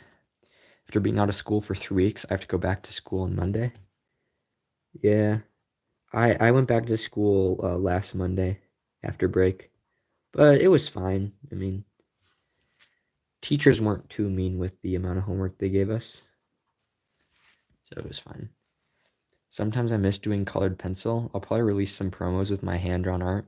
Yeah, because like your digital art's awesome though, so don't think you got to stop doing that. But I really liked Mystic Islands hand-drawn too.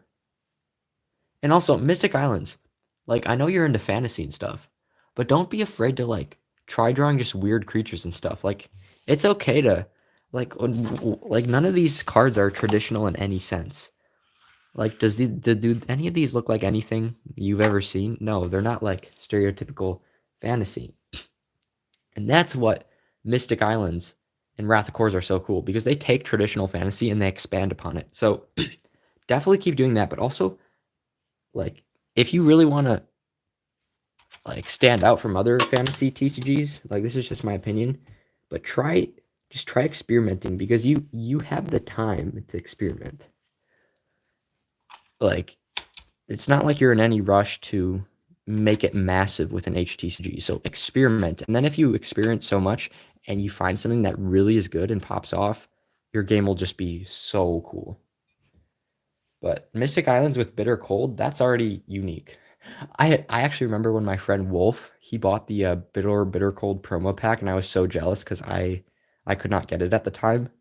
And then Bro's house burned down, and like it wasn't a major house fire, but like his room's like caught on fire. Right now he's living in a different house, and that one's getting redone. But all of his Mystic Islands cards and Wrath of Kors cards burnt, and I was so sad because we were about to do a trade. Like I was gonna get his Neom, I think, for Wrath of Kors, and I was gonna trade him a Rhaenys or something.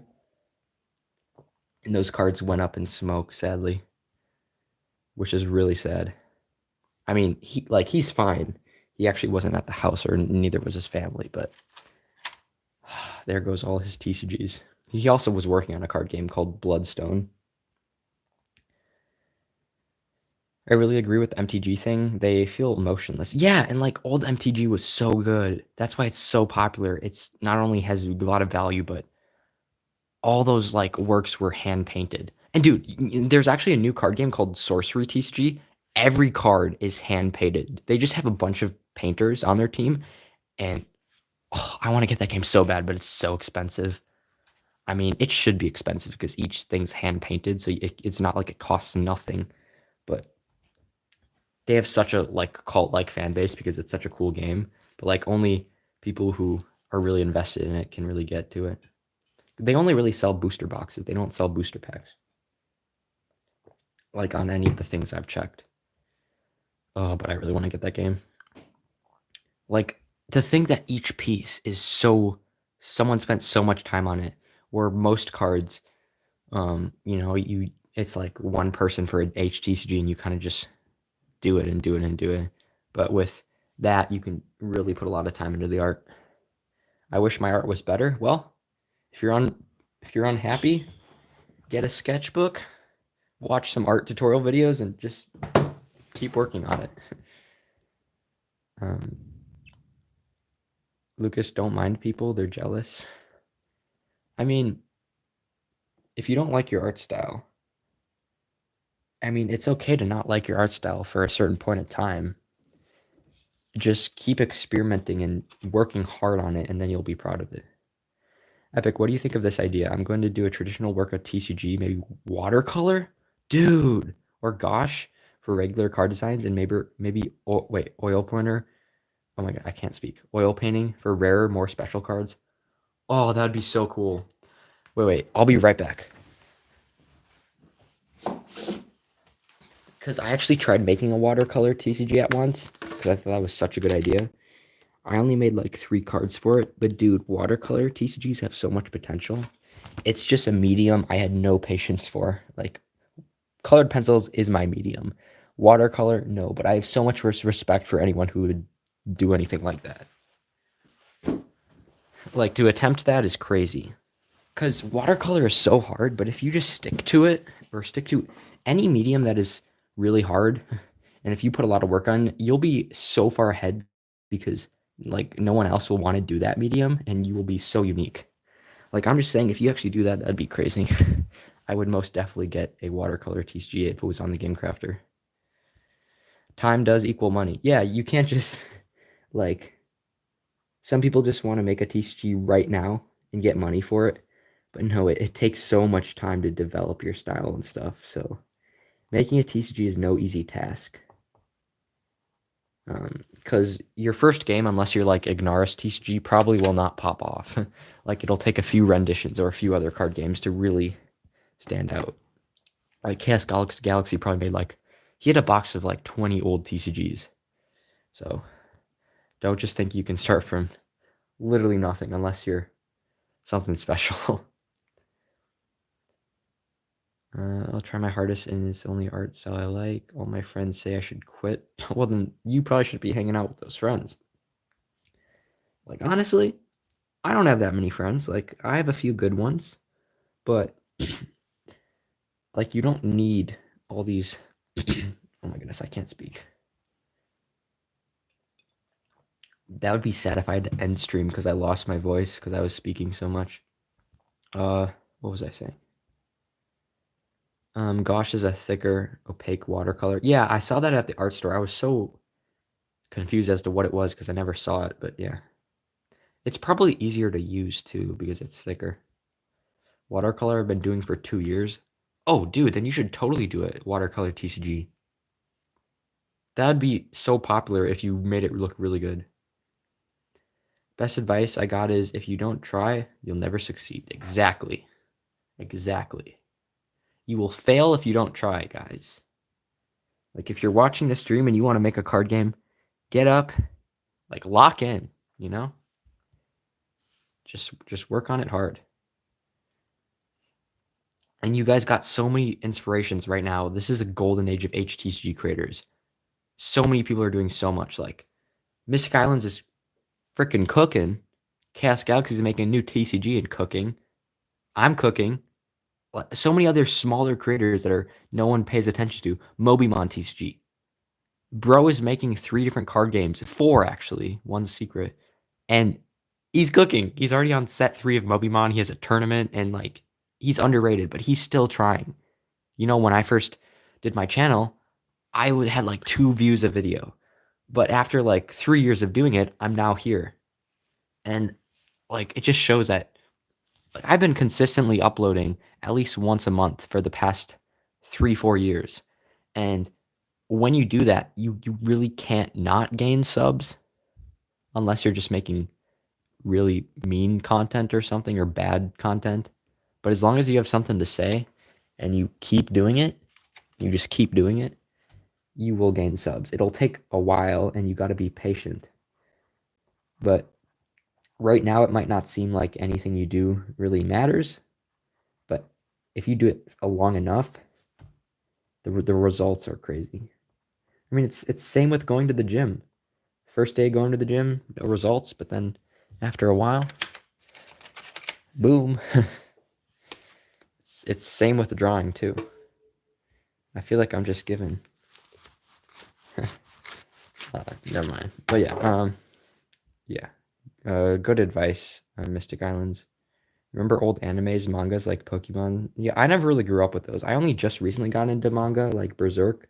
I got some Berserk and Monster volumes in my other room right now, which I've been reading a lot of Berserk, but I haven't started Monster yet.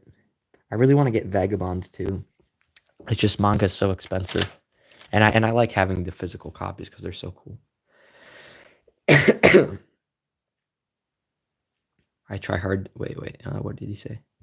I try hard to make it realistic, but it turns out to look like my art from first grade.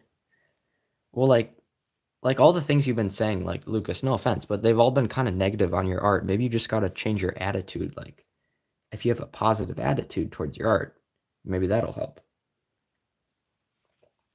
Again, like I'm not trying to throw any shade. Palmia says, I'm thinking of restarting art TCG because my art is too messy. Yeah, I mean, I jumped when I first started out. I went from TCG to TCG to TCG. So whatever works for you. I almost don't like giving that much advice because it's so much rewarding just doing it and figuring it out on your own. To be honest, advice helps to motivate you and stuff, but definitely just doing it on your own. It hits deeper. I just feel like you learn from it more when you actually do it. I have a couple dinosaur gouache and watercolor paintings I can send to the Discord now. Oh yeah, cool. I'm on my phone, so I can't really check it right now, but yeah, cool. I mean, I have friends for different reasons and things. Yeah. I'm gonna post my card. Don't worry, I finished. Failure is part of success. Heck yeah. Maybe I could do a video on the evolution of Ignaris. My old prototype cards are a lot different. Dude, that'd be such a good video. That would be so cool. Ward TCG is very active too. I've literally never heard of him. If someone could post a link to one of his videos, I'll definitely go check it out. I actually have a quote above my desk. Don't get bitter, get better. Heck yeah. That's kind of funny how your set's called Bitter Cold and the quote has bitter in it. That's awesome. But yeah, that's really good advice because if you're only like narcissistic towards your TCG, you'll only focus on the negatives and you won't be motivated at all because you just think your game's bad. But if you focus on what you're doing right, like all how far you've come, all the good things you've been doing in your TCG, it's just such a more healthy mindset. Yeah. Mystic Islands is spitting bars. Mystic Islands, like you should make a motivational video or something for TCGs. Not enough people make motivational TCG videos because they think they're cringy, but they help so much. Also, I've been upgrading my setup and I might buy posters and stuff. Nice. Dude, my voice is bad now. Have you heard of Kodum TCG? No, I have not. I finished my card. Can you look at it? And I'm not in the Discord, sorry. Like when I stream, if I switch to the Discord, it'll end stream for some reason. I suggest Neon Genesis, Evangelion, if you're into stuff like Berserk. All right, cool. Are you on Instagram? I think not. No, I'm not on Instagram, although I should probably expand my socials to get more reach. But yeah, I'm just not a fan of Instagram because, like, when I had Snapchat and stuff, like, I was wasting so much time. So I just got rid of those apps. Like, they help you when you're starting a business and stuff, but otherwise they kind of just waste your time and drain your energy. Like you might think that you're going on there to get inspired, but it's really just wasting time when you could be doing cards. Same with YouTube Shorts. They're so addicting, but you gotta just shut it off. Like I used to watch a lot of YouTube Shorts and then I stopped. And for inspiration, songs I suggest are Cruel Angic's Thesis. Nice. I've been listening to Motionless in White. That is good stuff. Their album Disguise is so good. I have that on CD and I've just been shaking the house with my sound system and making cards. It's fun. Don't even trip about your voice. It is starting to sound a bit raspy, but we don't really mind. Yeah, thank you. Just have it as another platform, not for checking out stuff. Exactly. Use it as a tool, not a time waster. I put them in the Discord epic. Check them out when you get the chance. All right, I will. Oh, I've been coloring so slow, but we have been having a really good discussion, so it's fine. Streams are so good for the community. Actually, what inspired me to stream today is Chaos Galaxy said he's going to stream tomorrow, so I don't want to stream on the day he's streaming, so we're streaming today to hype up his stream. So guys, go check out Chaos Galaxy stream tomorrow because it's probably going to be great. And like the image he sent with that was the goofiest Zach photo I've ever seen. I immediately made that a Discord sticker, or I think Cabell did it, but yeah. That is now in the Epic Underworlds Discord if you guys want to use that sticker. It's absolutely beautiful. I'm going to turn up the brightness on my phone a bit. But yeah. 3 streams are legit awesome. I was thinking of doing stuff, but I'm not sure what to do. I mean, like I did not come with I did not come in with a plan. I just kind of let the chat guide the stream. So, Mystic Islands, if you want to stream, dude, that'd be epic because you can talk about Mystic Islands.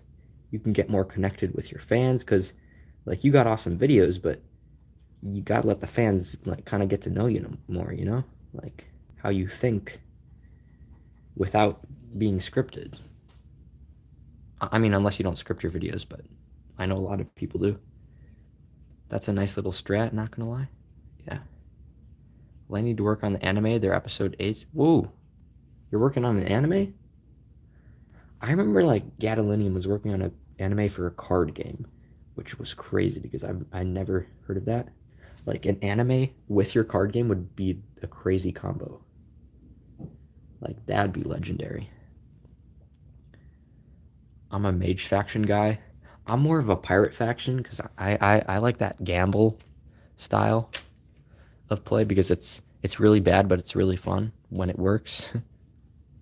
There's like no strategy; it's just have fun playing. So that's why I like the pirate faction.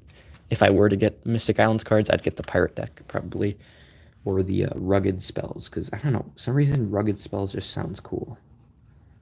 Like it makes me think of Scotland because I don't know, rugged landscapes and stuff like that.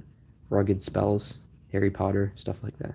I'm pretty sure Harry Potter was parts of it were filmed in Scotland, which is really cool. A meme-worthy post for sure. I know. Like, bro just took that photo of himself and oh, that was funny. I saved the picture to my PC, so I have it forever. Yeah, nice. I should make that my screen, my phone screensaver.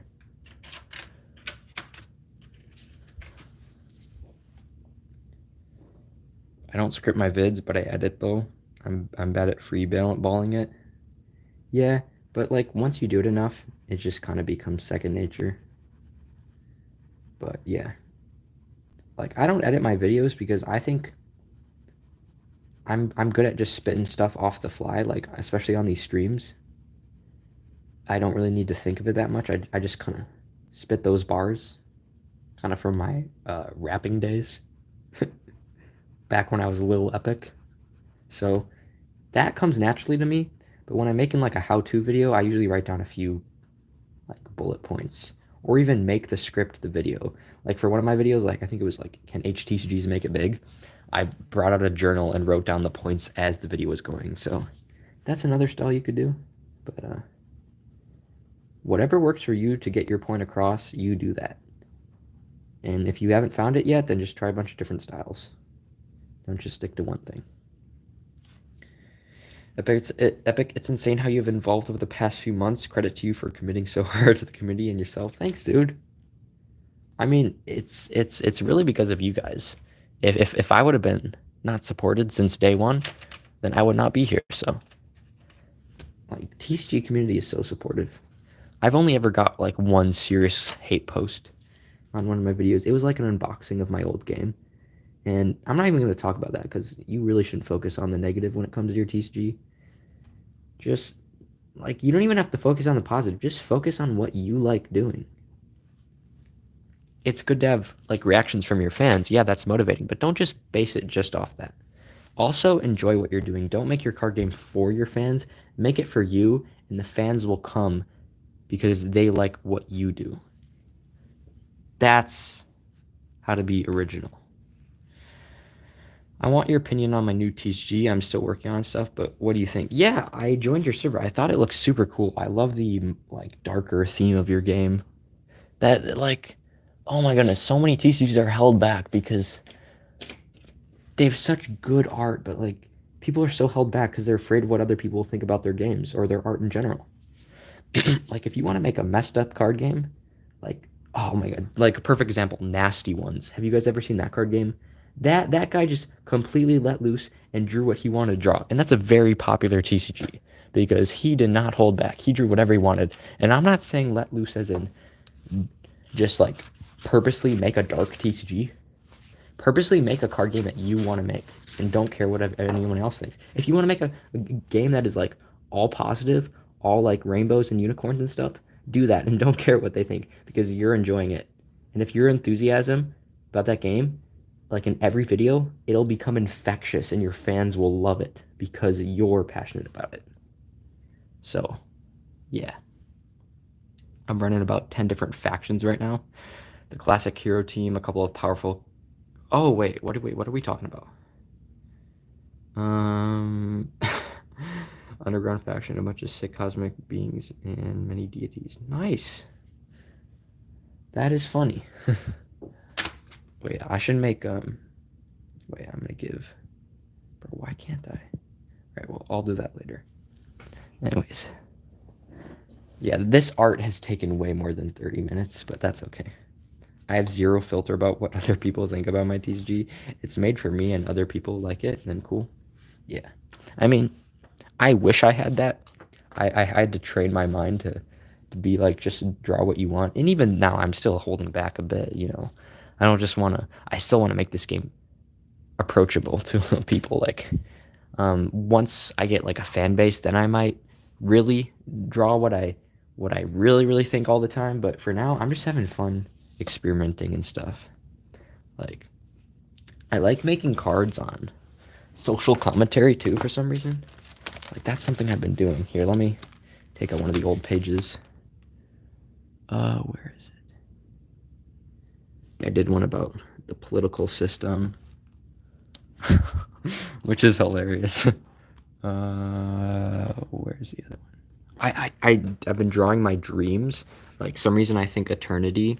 Like, some reason I think sometimes, like, the afterlife, you're in this box and you have the power to do literally whatever you want. So if I was in this box, I'd create I would just work on my card game every day and then just like play it every day. I don't know.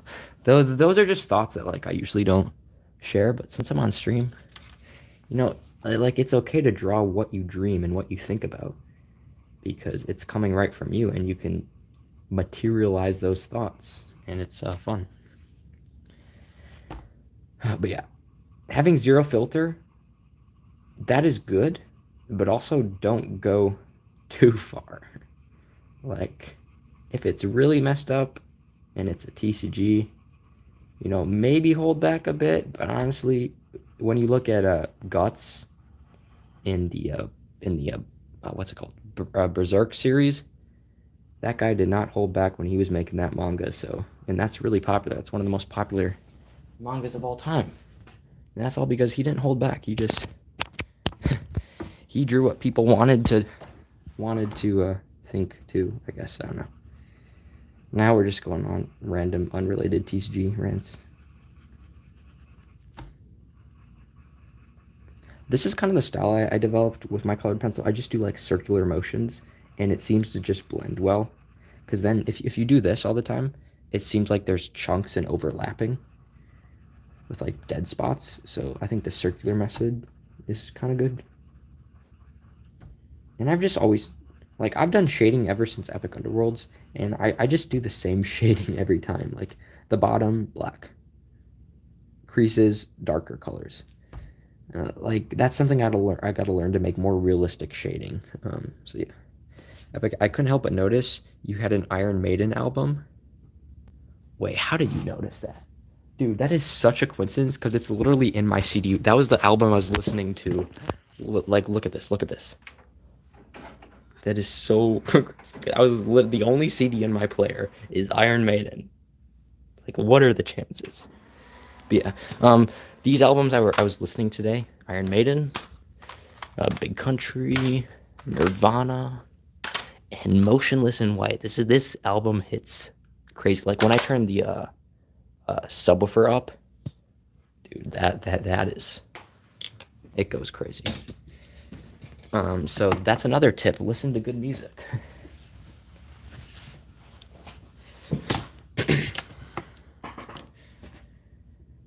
Alright, what are people saying? Dino Nugget says, I don't have enough dreams or normal dreams to do that personally, and when I say zero filter, I mean what other people think. I do restrain my art. Oh, yeah. Yeah, dreams, if you're getting your 8 hours, you'll probably get them more. Um, Honestly, this is a bad hack to get more dreams. Don't do this because it's unhealthy. But some nights, like when I'm really working my card game, I just don't really sleep, and then your REM cycles built up, and then when you do have a good night's sleep, all that REM sleep happens, and you get more vivid dreams. So don't do that because it's probably not healthy. But I'm just saying that's how I get better dreams. But that's not intentional, really. Um, okay, here's a good one. Start with a whole set or do a couple of starter decks first. Oh, starter decks, honestly, because the first set of your game should really just give people a taste of the playability and stuff. Sets are like the story and stuff. But I'd say starter decks because they're really easy to work on. Like you can get a starter deck stack. Oh my goodness, starter deck done in a week. Because if you allow duplicates for your card game, I actually don't do this because so starter decks take a little bit longer. But if you allow duplicates, you can literally just make like 10, 15 different cards and put duplicates, and boom, you have a starter deck. And once you get a starter deck, you'll be like, holy crap! If I can do this, then I can do a whole set. So definitely start with something smaller. Don't just go right into a 100 card set unless you're confident you can get it done. But doing a starter deck, it's a really good way to build up your momentum. Okay, I gotta plug back in my phone. What's your favorite Maiden song? It's so weird because I hadn't listened to that album for like a year, and today I just randomly put it on. So I don't really know it that well, and that's the only Iron Maiden album I have. It's not like I like never listened to it, and the only day I had it was when you asked about it. So that is a crazy coincidence. All right, so today I got this one, this one, this one, and this one. So technically, I'm already have my 4 cards because every day I try to make 4 cards. So technically, I already have my 4 cards in, but I do got to catch up for the last 2 days because I've been really busy with school, so I only got 2 cards done those days. So it's good for me to catch up. I know for a fact that Maiden song Dream of Mirrors fits into this theme of a dreamland. Oh, heck yeah. Honestly, the best Dream album I found for my card game was Script of the Bridge by the Chameleons. Oh my goodness, is that a good album? Like, I don't know if you guys would like it, but it's literally puts you in a world where you're like in dreams. And it's like 80s rock. So it's not like it's high tech or anything, but for some reason that album feels so liminal and nostalgic to me. So, yeah. How many cards need to be in a starter deck? Depends on how many cards are in a deck for your game. Most, HTCGs I find have like 35 card decks, so, but GameCrafter starter deck packs, there's like a 54 card deck, there's a 36 card deck packaging, so you could also base it off of that. What's your favorite genre of music? Oh, I'm like always changing up. Like when I'm making cards, usually heavy metal, but most of the time when I'm just not making cards, 80s rock, all like alternative. So yeah. But what about you guys? Because I actually got into heavy metal because of one of the people in a different HTCG server. So yeah, it's definitely fun to talk about that stuff. Listening to Lindsey Sterling instantly gets me creative mode. Dude, awesome. I'll have to check them out later.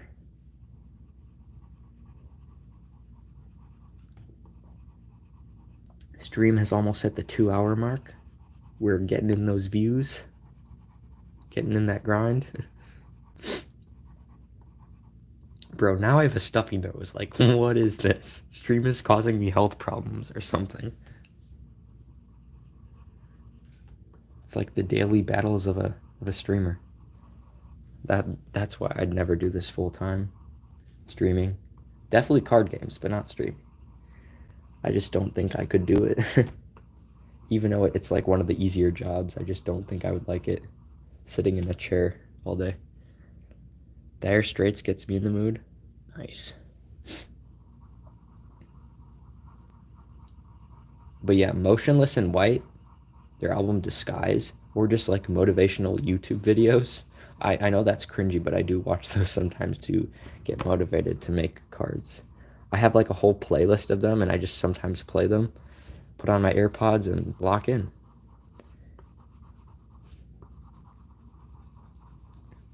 It's just a really quick way to get motivated.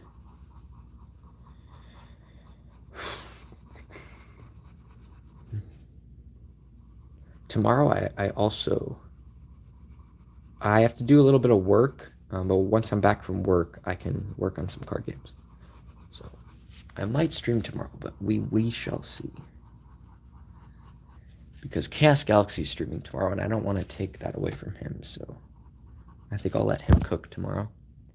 My favorite hard rock metal, Love 3 Days Grace. Oh, I've never heard of them. I do like that name though. That's a cool name for a band. But yeah, guys, what I was talking about earlier, when you're just doing art, don't don't be afraid to like communicate what you want to communicate in it. Even if you want to just communicate that your art means nothing, it has no meaning, that's completely fine. But if you're going to make art, you should do the art that you want to do because you'll be so much more proud about it and it'll have so much more expression.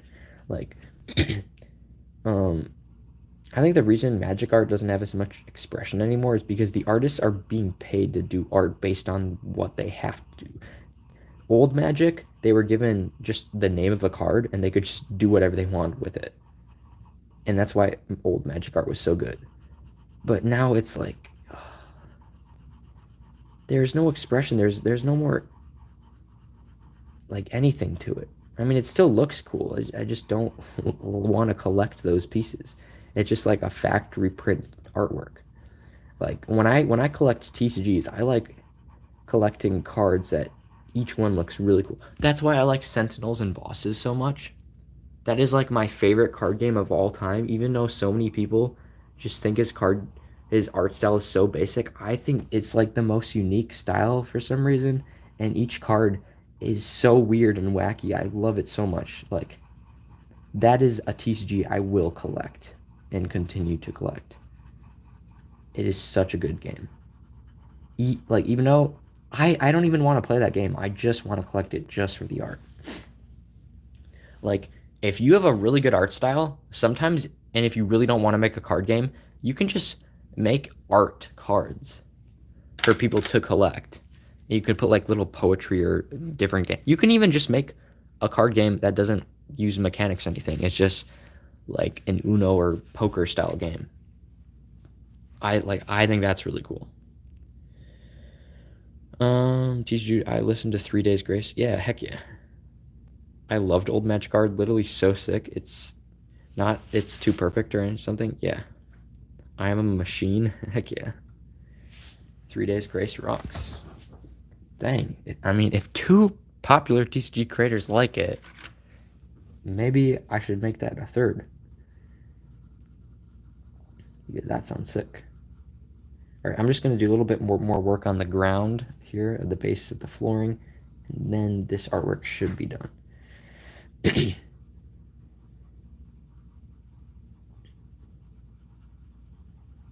Yeah, so far my favorite piece today is this one. This is actually a painting that I'm going to do in Painting Studio in my school. So I thought I should do a card art of it before I actually start painting, just so I have something to base it off of.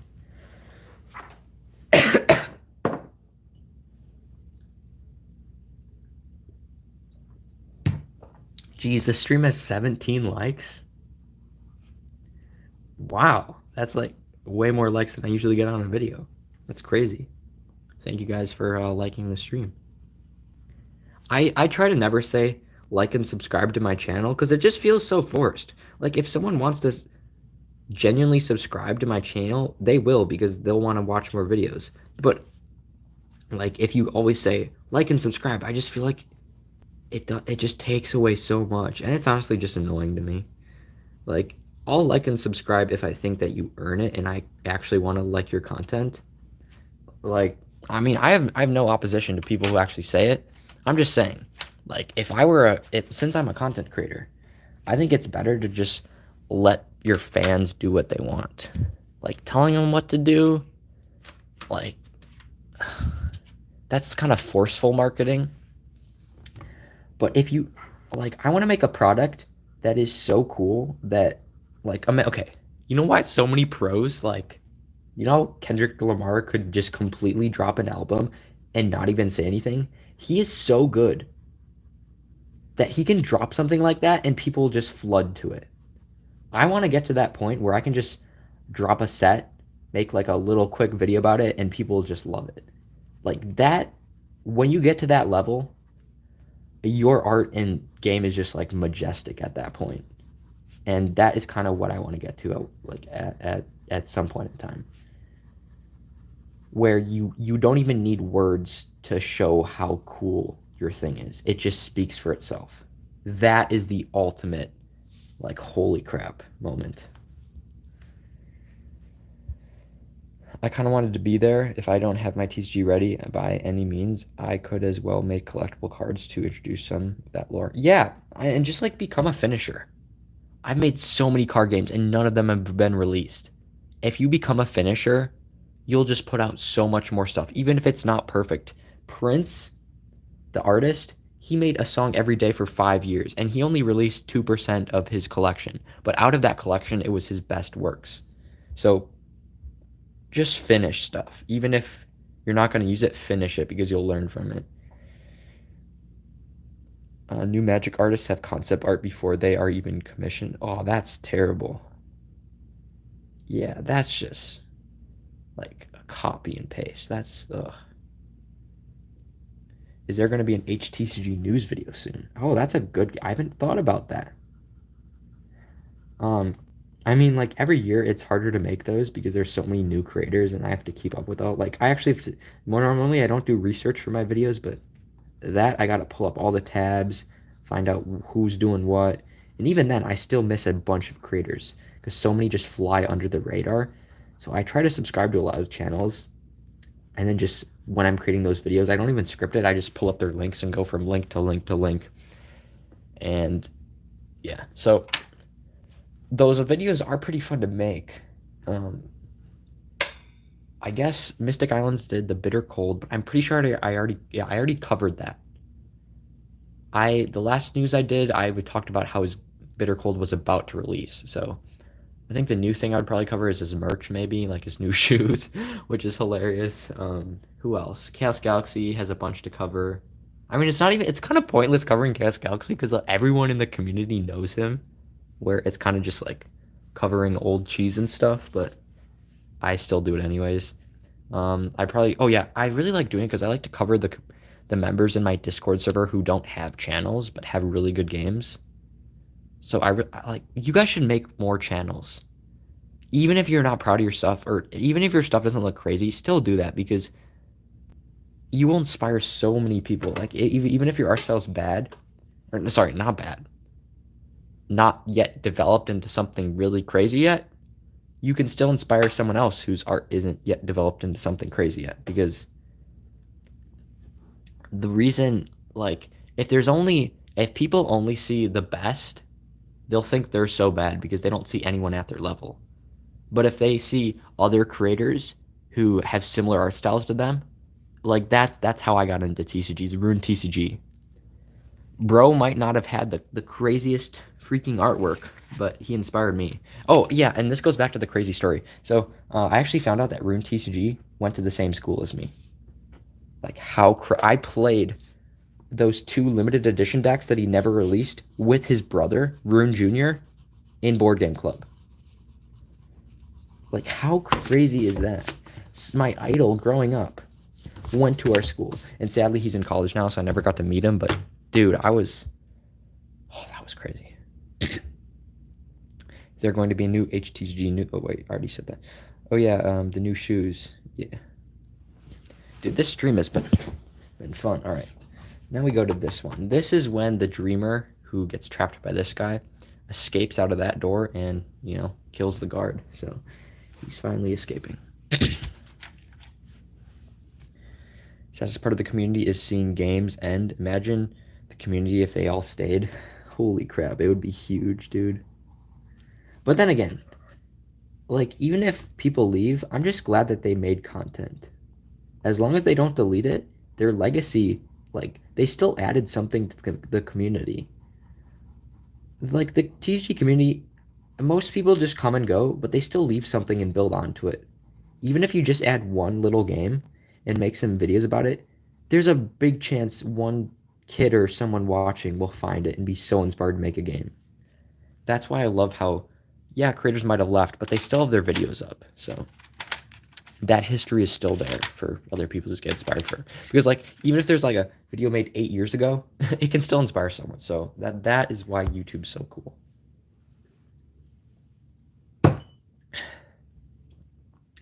Take it from a 0 subs channel. If you don't talk, God won't listen. I believe that this saying goes. If you don't talk, God won't listen. I mean, bro, why did I just get deja vu for some reason? I felt like I drew this card before. Anyways, what was I saying?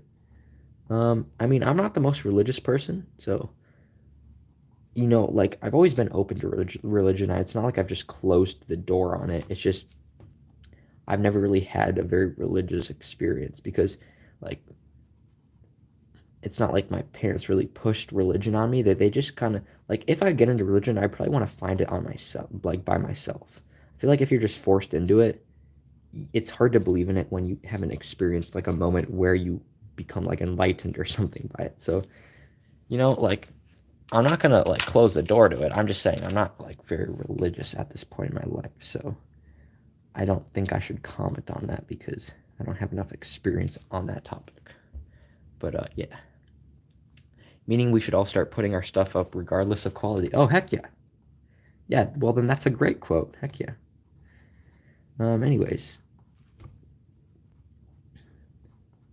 I think my voice is barely holding on, guys. I don't know how much longer it has, but as long as I can speak, I'll stream. I might regret saying that, but we shall see. I think key to creating content is to document everything. Honestly, yeah, because then you can look back and get inspired because like I usually don't watch my old videos, but when I do, I'm just like I'm so proud of where I was and how far I've come.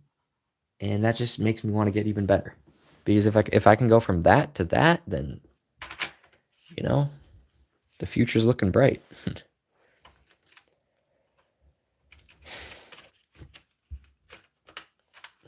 A TCG of demons and angels with very unique shapes would be nice. Well, if you want to do that, then you should make that card game.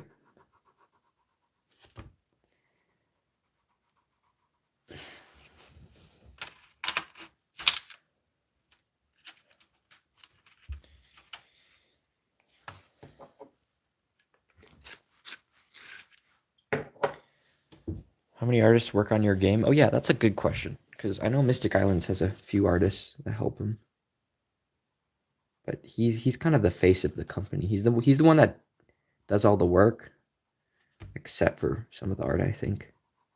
Although he used to do the art. I still, dude, like now that the new Mystic Islands is up, it's so cool that I have like the OG stuff now. Because that's so cool. Because I don't think many people have that. So it's cool that I got a part of Mystic Islands like history.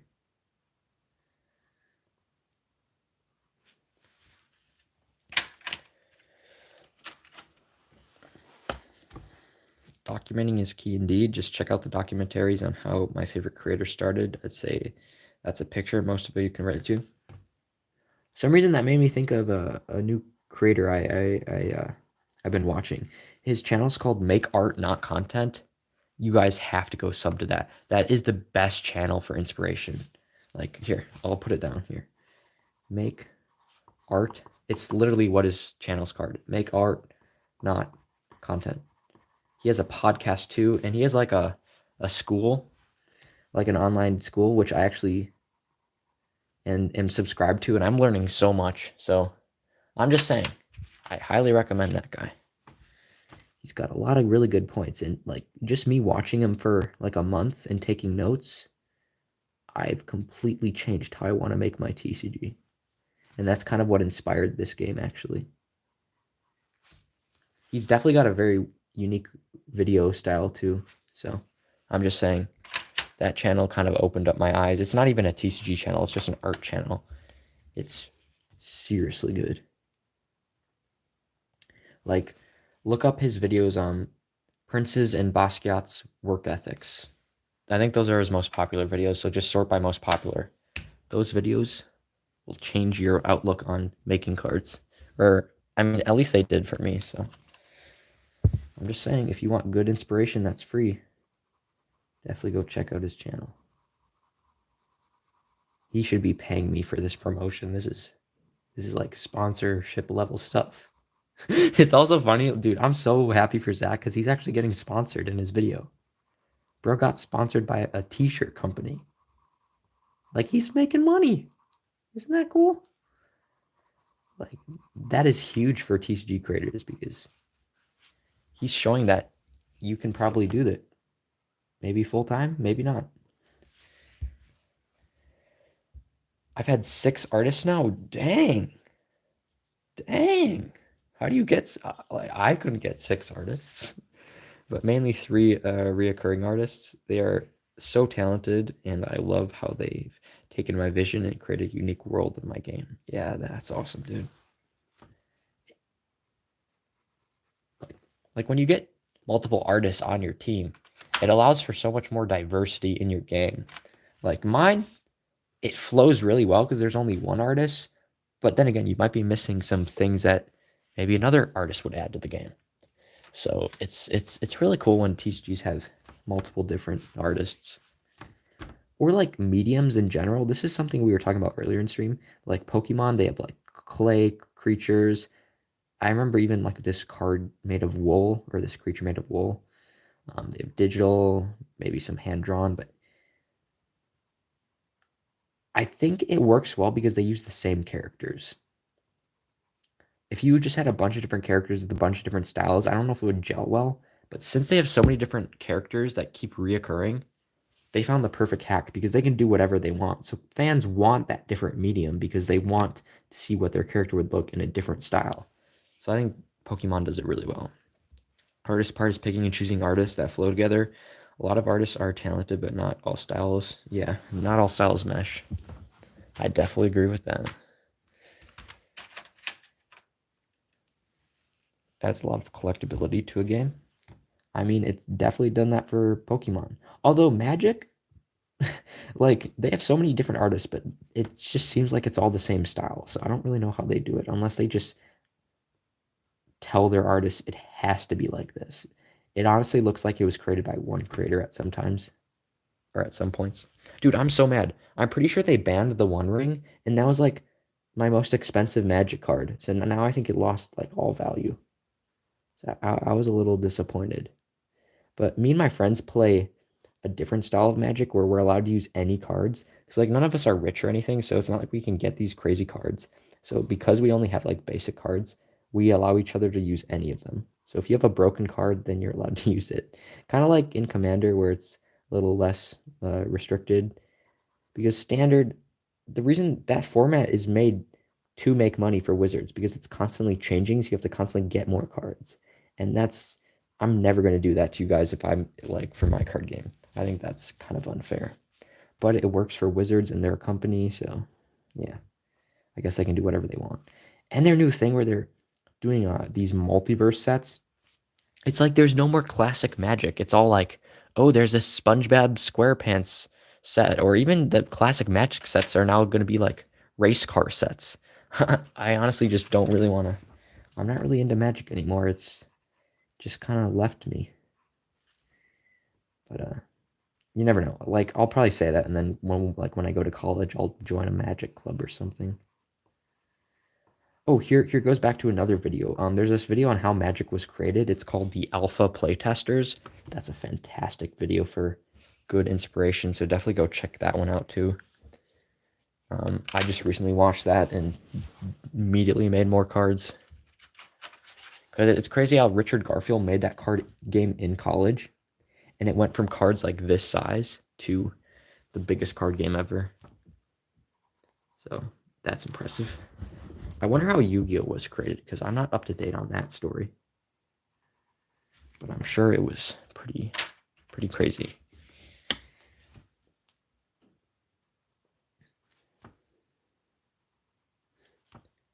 But it's funny how Richard Garfield talks about it. It's like he was talking about it how there's chess and checkers, but they all have the same pieces. And he was like, what if I could make a card game where there's different pieces and people could choose which pieces they play with? And I kind of liked how he talked about that because I never really thought about it like that.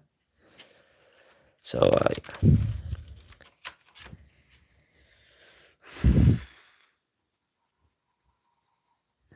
once stream hits 2.5 hours, I'm probably gonna end it. But this has been like one of the most fun and entertaining live streams I've ever done. Mainly because I've had a lot of people chatting. Not every stream gets a ton of chatting, so it's awesome. Like I remember back in the day when I did those PCG streams on the PC. uh, my very first stream ever, I think it was on like the Epic Worlds channel. It's probably down by now. I took my school Chromebook with its crappy webcam, which made you couldn't even see anything. It looked like you were in a snowstorm, and I streamed just because I wanted to test it out. It was such a bad stream, but it was so much fun because like all the viewers were were like asking what was in the game, and they were commenting. It was just fun. So yeah.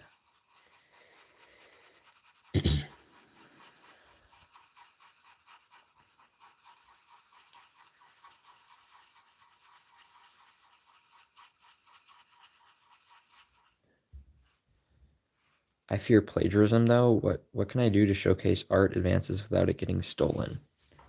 I mean, copyright it, trademark your game logo and name, and yeah. I mean, I'm not too afraid about that because I no longer put databases of my cards up on the Discord because honestly, like you guys can do this if you really want to. The whole Epic Underworlds database is on Discord. If you want to just copy and paste those into GameCrafter, you can do that. Like that's how unconcerned I was with people stealing Epic Underworlds. Like you could literally sell Epic Underworlds on the GameCrafter. I mean, I wouldn't like that, but it's not really like I can do much about it. So, Epic Underworlds, I don't really. I've moved on from that, okay? But my new game, I'm definitely going to trademark and stuff once I get all that stuff ready. And it's copyright, of course. But as far as people like copying your style or your card ideas, honestly, that's just a compliment. Yeah, it's angry or it's annoying, but if people like your art so much that they want to do it too, like that's honestly a compliment to me. But I can see how it upsets a lot of people. But honestly, I just want to create. If someone likes what I like and they want to create something similar, yeah, I'd be a little annoyed, but it's not like I hate that person. It's just like I'm gonna create what I want to create, and as long as people like it, or as long as I like creating it, it doesn't really matter.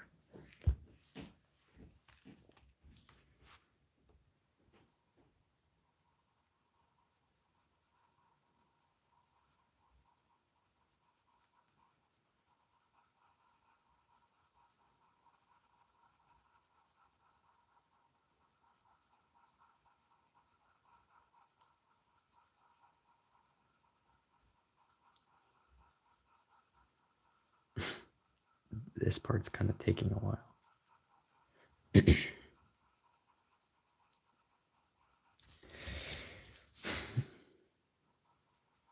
This is the only problem with this circular technique. Like the floor spaces take so long to color in.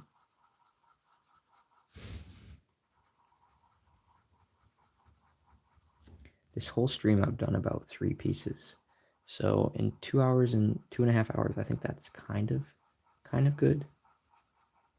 Kind of efficient, maybe not.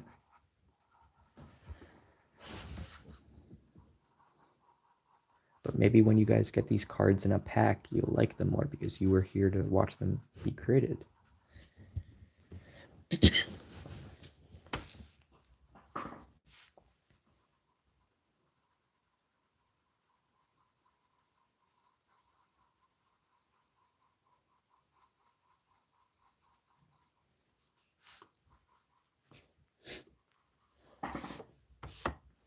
Oops, I'm going to try to keep this on focus.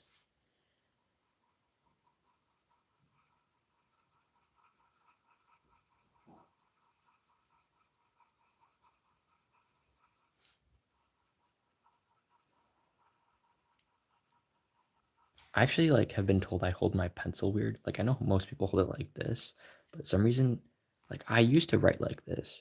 But all of a sudden I just in the last 5 years I've just started going like this, and now I can't break that habit. Like even if I try now, it just feels really weird. I mean, it still works. It just doesn't feel smooth.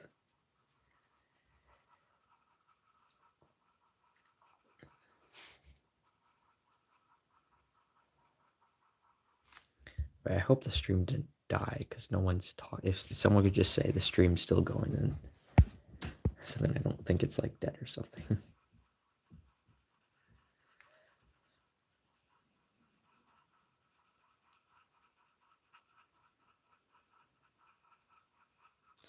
Oh no, nobody said anything. Let me check Streamlabs real quick.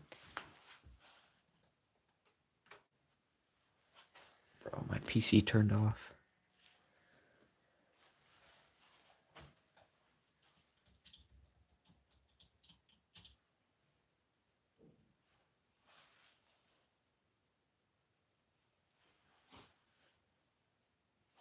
All right. All good, Epic? All right, cool. Cool. Oh, shoot. My phone stopped showing chat. That's why. Oh my goodness, I just missed a ton of chat because of that. All right. What sounds better? Armageddon TCG or Apocalypse? Well, Apocalypse TCG sounds too generic. I would do something a little bit different. I do love Karl Kopczynski's magic art, especially Consuming Aberration. Yeah, cool. Have you ever thought of going to your local game store to showcase your game? I actually did that with Wrath of Course 2. I played Wrath of Course 2 at my local game store. But yeah, once this game gets out, because I think it looks good enough, I'm gonna try to make my local game store sell it, which would be pretty risky, but I think that's cool. Magic has a manga called Destroy All Humans. That's pretty lit. Okay. Sounds interesting. I've been recently visiting local stores to get a feel of the ambience and kind of listening to people's thoughts. Yeah. I mean, yeah, even just to showcase your game, not even sell it there would be cool. Because you'll find people that like card games there no matter what, unless they like board games and stuff. But it's good to go to those places because you can't just be afraid to talk to people. You also want to learn from them too. But no big showcasing yet. Yeah. I would hate for someone to pull a Picasso on me. Yeah. I uploaded a new vid. Oh, you did? Guys, go check out Ignaris's new video. What name sounds better? Armageddon. I just responded to that. Perhaps we're not aware yet, but this is a valuable and epic video, sure. Yeah, honestly, I could clip down all the parts where I give advice and just upload this as a video called Stream Rants. Or maybe someone will make a channel called Epic Stream Clips or something. Because I know that happened for Zach from Paper Computer Games. I just finished my template. I was working on a new one. Nice. What about End of Days TCG? Definitely look it up, but that does sound sick. Just make sure someone else didn't do something like that because that just sounds really good. I feel like that might be taken, but that sounds epic.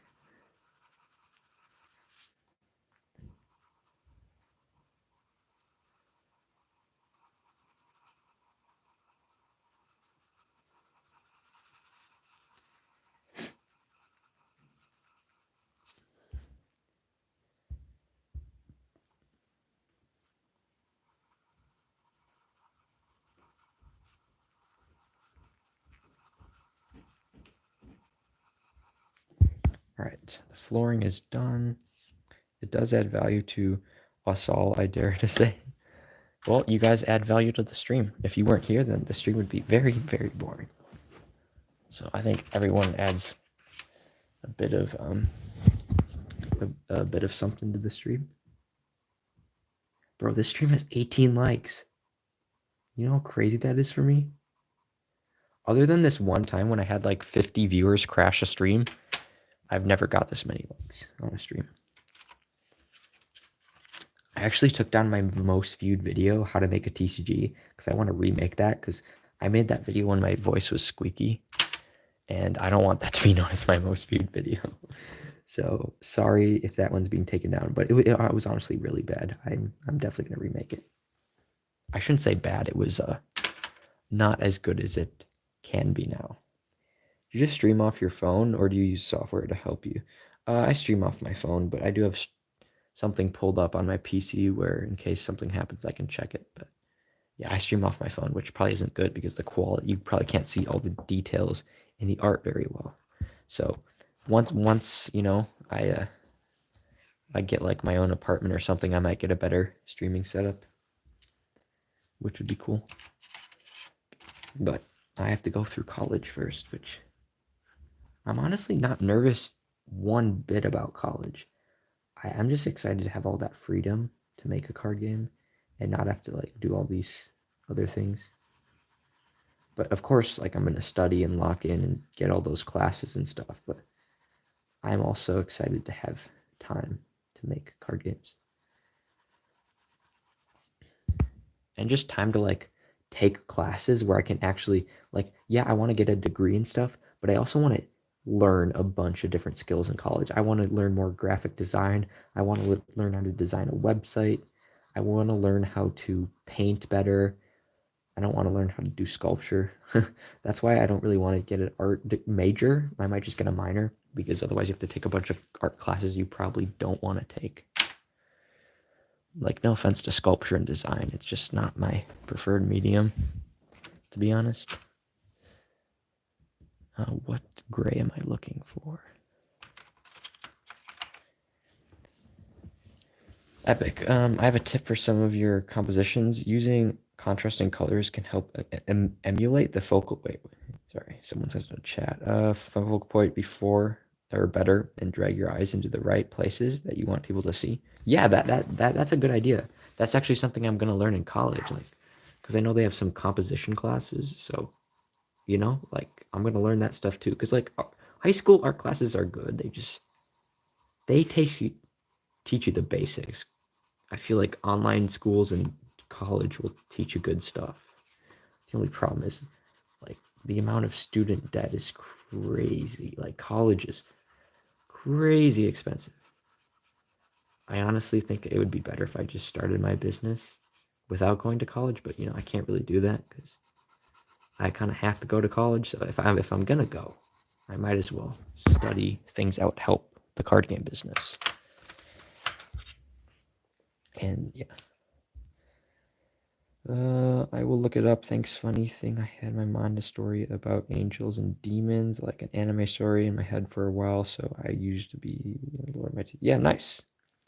You do seem like someone that has his stuff together. You should have zero trouble with college, dude. Thank you. That's actually really nice of you. But yeah, I am like, I try to plan everything. Like, well, not everything. Usually, I just go by the flow in school and stuff. But when it comes to like TCGs, I plan everything.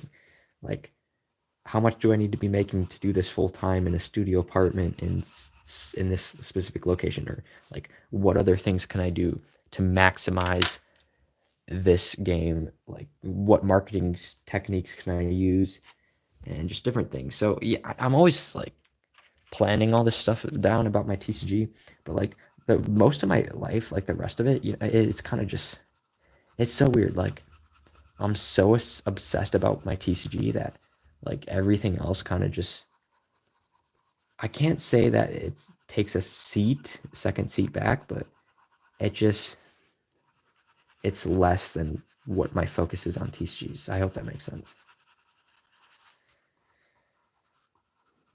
Like I still care about all that other stuff are just not as much anymore. Like I used to be really big onto getting like really good grades in high school and stuff. But I don't know, recently I just kind of focus on the card game mainly. For example, when you look at a sunset over the ocean using the warm oranges of a setting sun over the blue blues of the night sky in a cool blue ocean, it creates a mood and projects emotion. I see that. Yeah, that makes sense. I think I did good blending on this card. It's called Dead Weight. It's like this guy, and he's got like a dead weight attached to him. I don't really know what that card will mean yet, but I actually got part of my set was this colorless blender, um, and it's honestly kind of good. It's not like crazy, but you can get a little bit of blending with it. Again, colored pencils aren't paint. It's not like you can physically move the pigments like across the page like with paint. So yeah. All right, guys. So also, I got this new mechanical pencil.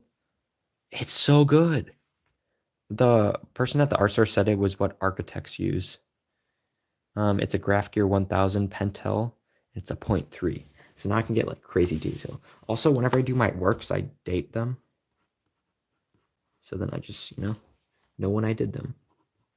So today I got 1, 2, 3, 4, 5, 6 pieces done today. All right, so now we go over to the board and we write down how many pieces I did today so then I can keep track and stay on plan for the set I'm making.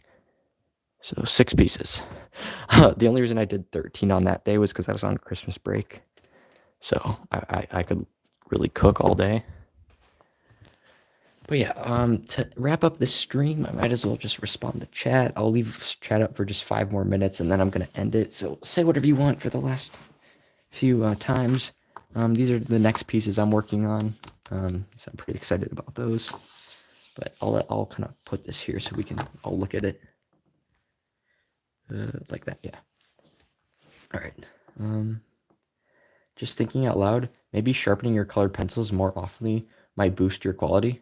Yeah, no. When you draw this small, you kind of have to do that. So, yeah. Sounds like a good day in the office. Heck yeah. Got to go. Thanks for the encouragement. Yeah, of course. Good luck on your card game with the Demons and Angel theme. Sounds awesome. Awesome progress. Thanks. I definitely like these two the most. But that's why you draw a lot of pieces. You can't just focus on one really good one. You got to make a bunch, and then you can choose the best ones. Like, let's critique these. This one I think is pretty much perfect to me. This one's really good. This one, it looks 2D, but it's meant to be like, it's called Two-Dimensional Nightmare, so it definitely looks unique, but it fits what it's meant to do. This one, the walls didn't really, they're too much walls. Not enough other things. This guy, I just feel like it was done a bit sloppily on some of the backgrounds, but otherwise it's good. This one, I don't like the shadow I did under that. That was really bad. I like his face though. But I thought there's just a little bit too much gray space and blankness. So I'm honestly, I like all these arts on the page though. Usually I don't, but I honestly might use all of these for a set. Thanks for being the glue for the community. Your passion is legit inspiring. Dude, the glue for the community. Is that my new nickname, Glue? But thank you, dude. That was really nice. And same with every other creator that has been constantly working on their TCG like over these past few months. You guys have been the super glue also. Good luck, Epic. You are a big inspiration. Thanks, Ignaris. Thank you. You too, with your awesome art style. So I was actually looking at your cards the other day to get inspired for some new arts because like you have a sketch style. I don't know, I hope that's what you call it, where it's just like it's not like a perfect line. It's sketch, and I really like it's kind of like Sentinels and Bosses. I guess I just like that style where it's like sketchy. So yeah, the template is in the Discord art channel if you would like to check it out. All right, I'll definitely check it out after the stream. Hope you do well in college. Thanks, guys, and I hope you guys do really well with the rest of your day and stuff like that. Very good job. All right. Thank you guys. I actually don't know how to end the stream on this because YouTube completely changed this, so I'm gonna end it on my PC. So yeah, there will be an awkward pause before I end it. But yeah, Pluri version says, "How do you like this factions? The Heroes of Time, the Zyborgians, the Landlords, the Undergrounders, the Primordials, the Cosmic Trinity. Ooh, I like the Cosmic Trinity. I think that sounds cool. The Strong Emotions. I like the Strong Emotions too. The Incarcerations of the Seven Capital Sins. So there's like 3-word archetypes, and then there's just the Incarcerations of the Seven Chapel Sins. That I have a feeling that faction's gonna be crazy. But yeah, those sound epic and very unique too. Hey, appreciate it. Hi, yeah, it's a sketchy style. Yeah, and it's like different. It's not like a perfect style, which is why I like it. It's unique. It's got expression. So I'm starting tomorrow. My TCG best tips for starting. Don't think too much. Just work on the art. Don't compare yourself to other creators. Just be proud of what you do and how you progress. What are some other good tips? Yeah, just have fun with it. You know, if it's your first TCG, don't make it like a professional one that you're gonna sell. Just have fun, get comfortable making TCGs, and then just keep making mistakes and trying new things, and also finish those cards so then you learn from those mistakes. Your first TCG really should just be an experiment, getting your feel in the community and seeing what you can do. Don't copy because then you won't experiment. Disregard every other TCG and make a card game rawly from your brain, and it'll be so unique and different that you'll learn a lot more than just making TCGs that are prototypes of other games. So yeah, those are my tips for you. Don't forget to give the Discord a check. I will not forget. Here, I'll even write it down, so then I won't forget. Check Discord. And then I'm probably going to go to bed. Don't give up. Heck yeah, that's another good tip. Don't give up unless you seriously hate making card games. Nameless are both in English and Spanish, so I kind of try to make them match. That's why some are longer than expected. Oh yeah, awesome. Oh, English and in Spanish. That's actually really cool for a TCG. I'm actually in Spanish class. I'm really bad at it, but it gives me a crap ton of credits for college, so that's the only reason I'm taking it. But yeah. I'm gonna go over to the PC and awkwardly end it. So yeah, see you guys.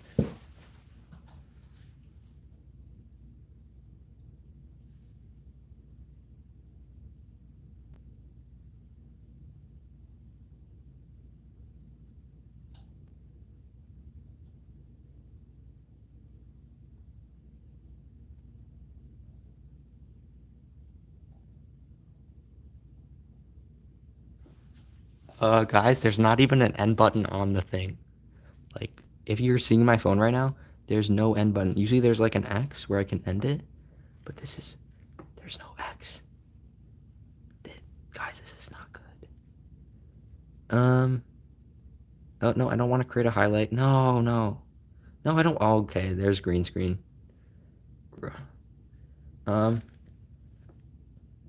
Okay, this is actually weird. Why is there no... Yeah, I guess I'm just gonna let this, cook.